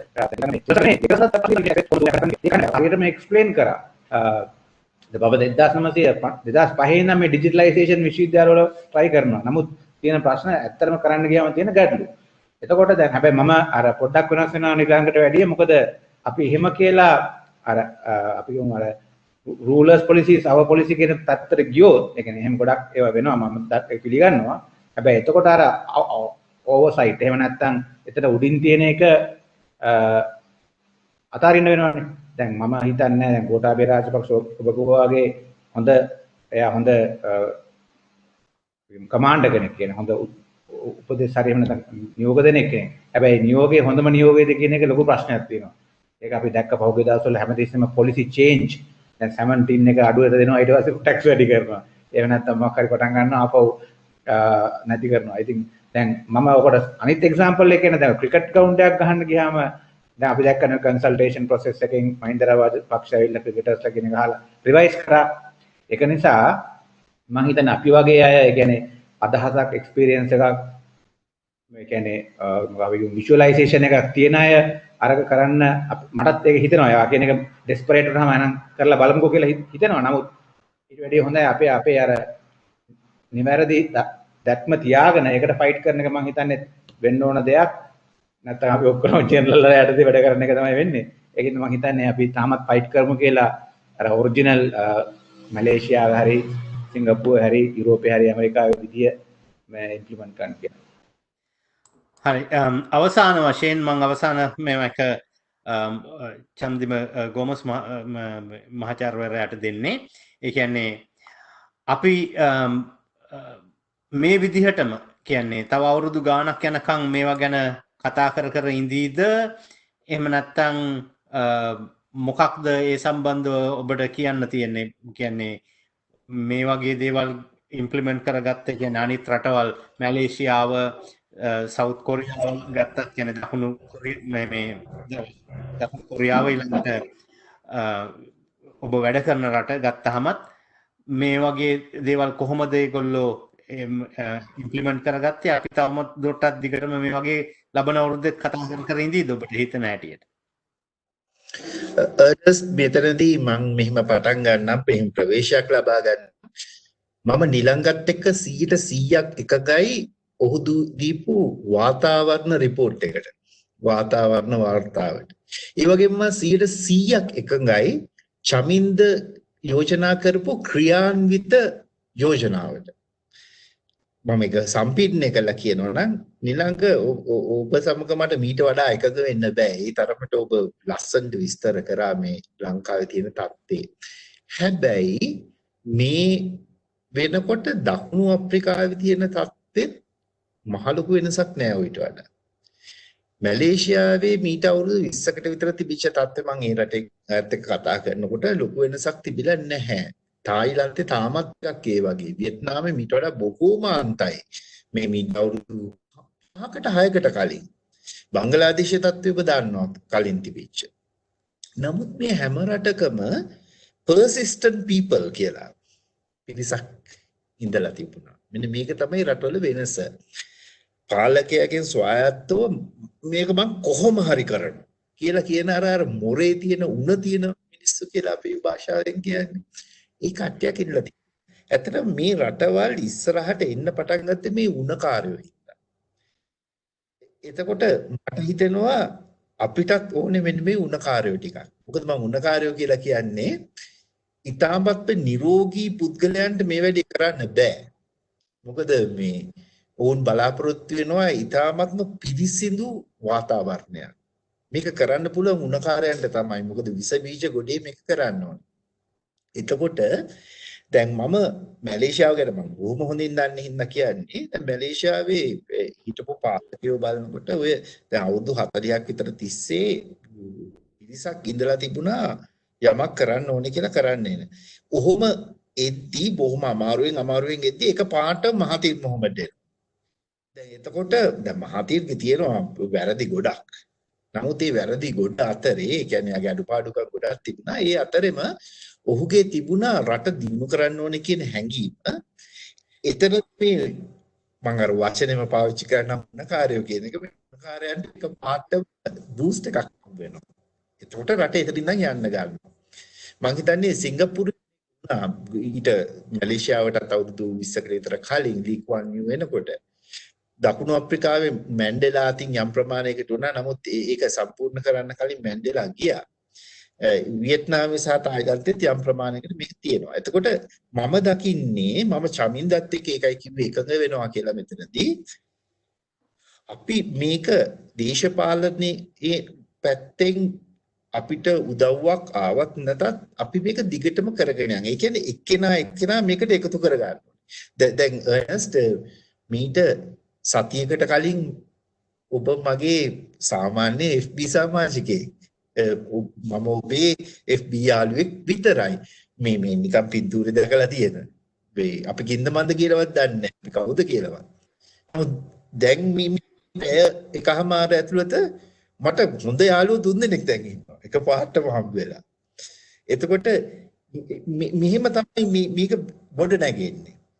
ඒ කියන්නේ අපි හැමෝටම තියෙනවා දැන් මම කියන්නේ නිලංගගේ අදහස මට තියෙන්න ඕනේ නැත්නම් චමින්දගේ නැත්නම් අර්නස්ගේ අදහස මට තියෙන්න ඕනේ කියලා. එහෙම වුණොත් මේක නිකන් දියාරු වෙලා යනවා.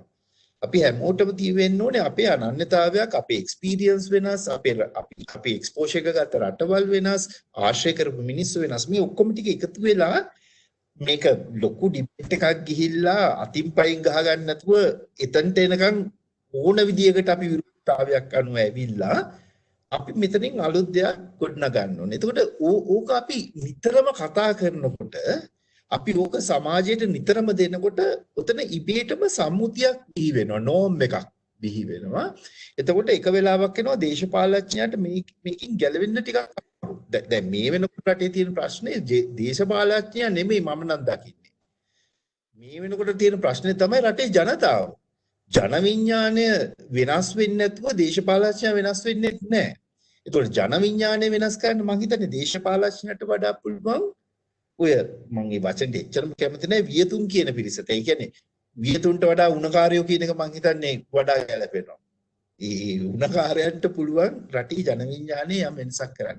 එතකොට අපි මේ තත්ත්වෙන් මේ පටන් ගැනීම විතරයි. අපි බලමු මේක පුළුවන් තරම් ඉස්සරහට ගෙනියන්න. ආරෙම අපිට බාධාවල් රාශියක් හිත් රිදීම් වේ, හිත් බිඳීම් වේ, ඩිසපොයින්ට්මන්ට් වේ. නමුත් ඉස්සරහට යද්දී එක වෙලාවක එක්කෝ ඉන්න දේශපාලඥයා වෙනස් වෙනවා. එහෙම නැත්නම් අලුතෙන් හිටන දේශපාලඥයෙක් එනවා. ඔක එක වෙලාවකදී වෙනවා ඕනම රටක. නමුත් එක එක රටවල මේක සිද්ධ වෙන්නේ ගතවන කාලය වෙනස්. මම දකින්නේ උණකාරයෝ වැඩි වෙන්න මේ කාලය අඩු වෙනවා. ඉතින් එතනට දැන් අපිට තව පැය ගාණක් තියෙනවා කතා කරනවා නම් මොකද්ද මෙකැනිසම් එක කියලා. දැන් අපි අද කතා කරේ මේ පොලිසිස් කොහොමද වෙනස් වෙන්න ඕනේ කියන එකේ බොහොම සරල දෙයක්. සරල මේ සත්‍යක විතරයි අපි ටච් කරේ. මේක කෙරෙන්න ඕනේ කොහොමද? මේකේ මෙකැනිසම් එක මොකක්ද? ගයිඩ්ලයින්ස් මොනවද? මේ මෙකැනිසම් එක ඊට පස්සේ අපි ඉම්ප්ලිමන්ට් කරන්න යනකොට අපිට එන ප්‍රශ්න මොනවද කරන්නේ කොහොමද? ඔය හැමදේම අපිට පුළුවන් ඉස්සරහට කතා කරන්න. නමුත් මම හිතනවා මේ ඔය තුන්දෙනාම ඉනිෂියේෂන් එක වටිනවා අපිට. එතනින් ඉඳන් අපි යන්න පටන් ගමු කියලා. ඔන්න ඔතනින් ඒ කියන්නේ අපි නොනවත්වා යමු කියන එක කියලා මම අවසන් කරන්නේ. ඉතාමත්ම වටිනා අදහස් පෙළක් කියවුණේ ඔබගෙන්. ඒ වගේම මම හිතන්නේ මෙතන ඉන්න අවසාන වශයෙන් මට කියන්න තියෙන්නේ මෙතන ඉන්න මම දන්නවා Facebook එක බලද්දී අවසාන වශයෙන් කියන්න නිලංග. ඇත්තටම මේ මමත් චමින්දයි චන්දිමයි අර්නස්ටුයි තුන්දෙනාගේම අදහස් සමග 100% එකඟ වෙනවා. අර කිව්වා වගේ දැන් අපේ මං හිතන්නේ චමින්ද කිව්වේ ඒක තමයි අපේ සිවිල් සමාජයේ ක්‍රියාකාරීත්වය. ඒ කියන්නේ දේශපාලකයා කියන දෙයට හරිය නොකිය ඒක විවේචනය කිරීම තමයි සිවිල් සමාජයේ කාර්යභාරය. ඉතින් ඒක අනිවාර්යෙන් කෙරුවා මේක වෙනස් වෙනවා. දැන් අපි ඒක දැක්කා. දැන් එයාපෝට් වහන්න නැතිව ඉන්නකොට එයාපෝට් වැස්සෙව්වේ සමාජය.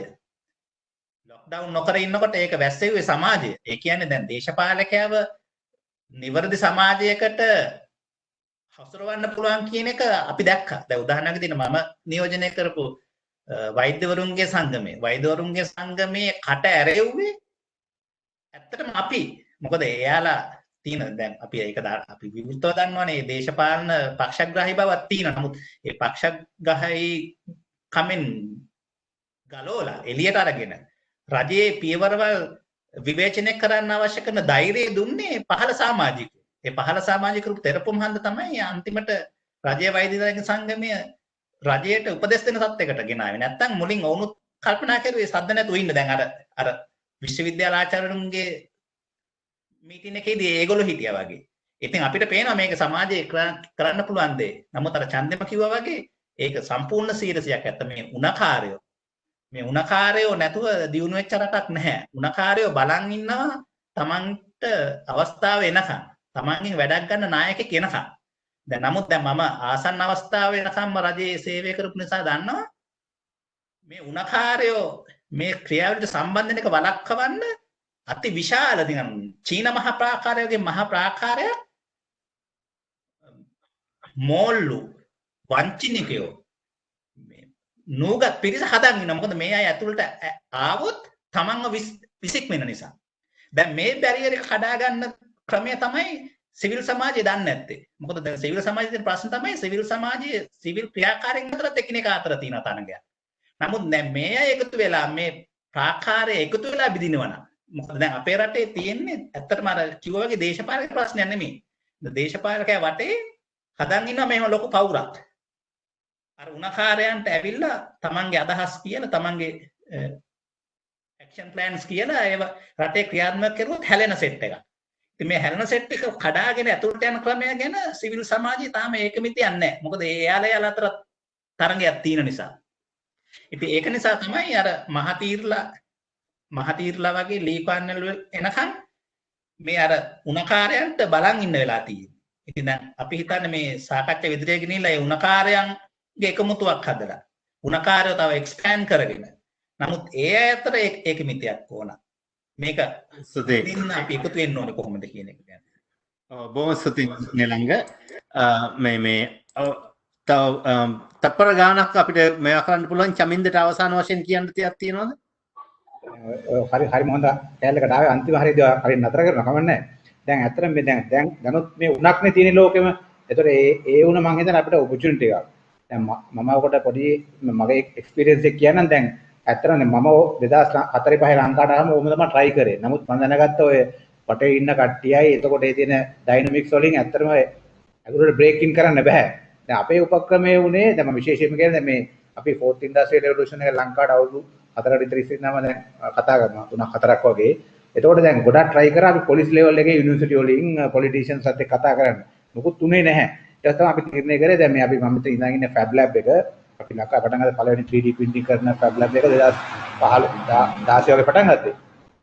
දැන් අපේ උපක්‍රමය දැන් මම කියන්නේ අපේ උණ දින කට්ටිය කරන එක තමයි පොඩි පයිලට් ඒවා කරලා ඩෙමොන්ස්ට්‍රේට් කරනවා.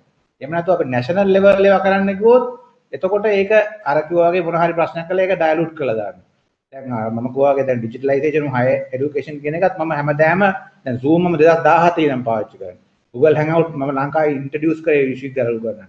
ඉතින් දැන් ඒව කරපුවාම අර එක ඔපචුනිටි එක එහෙම නැත්නම් ඔය අලුත් උණක් ආවම එහෙම නැත්නම් ලීඩර් කෙනෙක් වෙන්න පුළුවන් ඒ සිටුේෂන් විශේෂයෙන්ම ක්‍රයිසිස් එක තුල it is demanded it becomes a need. මම හිතන්නේ ලංකාවේ ඒක තමයි වැදගත් වෙන්නේ. මොකද නිකන් නැත්නම් අර විෂුවලයිස් කරලා ෆියුචර් එක බලලා කරන්න ඒවා මම හිතන්නේ අර අඩු වෙන රටවල් වල වගේ අපිට නිකන් දැන් එන ෆෝස් වෙන්න සිටුේෂන් එනවනේ දැන් මේ වගේ නැත්නම් සුනාමි ඒවා තුල ඉම්ප්ලිමන්ට් කරොත් ඒක මම හිතන්නේ ඒකට ප්ලෑන් එකක් තියෙනවා. හැබැයි අපිත් අර මැද ඉන්න බැරිය කඩාගෙන ඇතුළට යන එකත් කොයි වෙලේ හරි කරන්න පුළුවන්. ඒක මම හිතන්නේ පොඩි පයිලට් ටෙස්ටිං වටේ ඉඳන් කරමු කියලා තමයි මගේ යෝජනාව. ඉතාමත්ම වැදගත් සාකච්ඡාවක් අද සිද්ධ වුණේ. මම හිතන්නේ ඔබලා තුන්දෙනාට මම කියන්නේ අතිශයින් ස්තුතිවන්ත වෙන්නට ඕන මේ සාකච්ඡාවට පැමිණීම ගැන. මම දන්නවා ඔබලා තුන්දෙනාම Facebook මේ වගේ දේවල් වලත් බොහොම ඇක්ටිව් අය. ඇත්ත වශයෙන්ම උණකාරයෝ තමයි. ඒක හින්දා මම මේ සාකච්ඡාව අදට මෙතනින් නිමා කරන්නට ඉඳලා ඔබ සියලු දෙනාටම බොහොමත්ම ස්තුතිවන්ත වෙනවා. නැවත වතාවක් අපි මේ වගේ සාකච්ඡා වලින් කීප වතාවක් මේ හම්බ වෙමේ බලාපොරොත්තු ඇතුව ඔබලා සියලු දෙනාටම ස්තුතිවන්ත වෙනවා. බොහොම ස්තුතියි.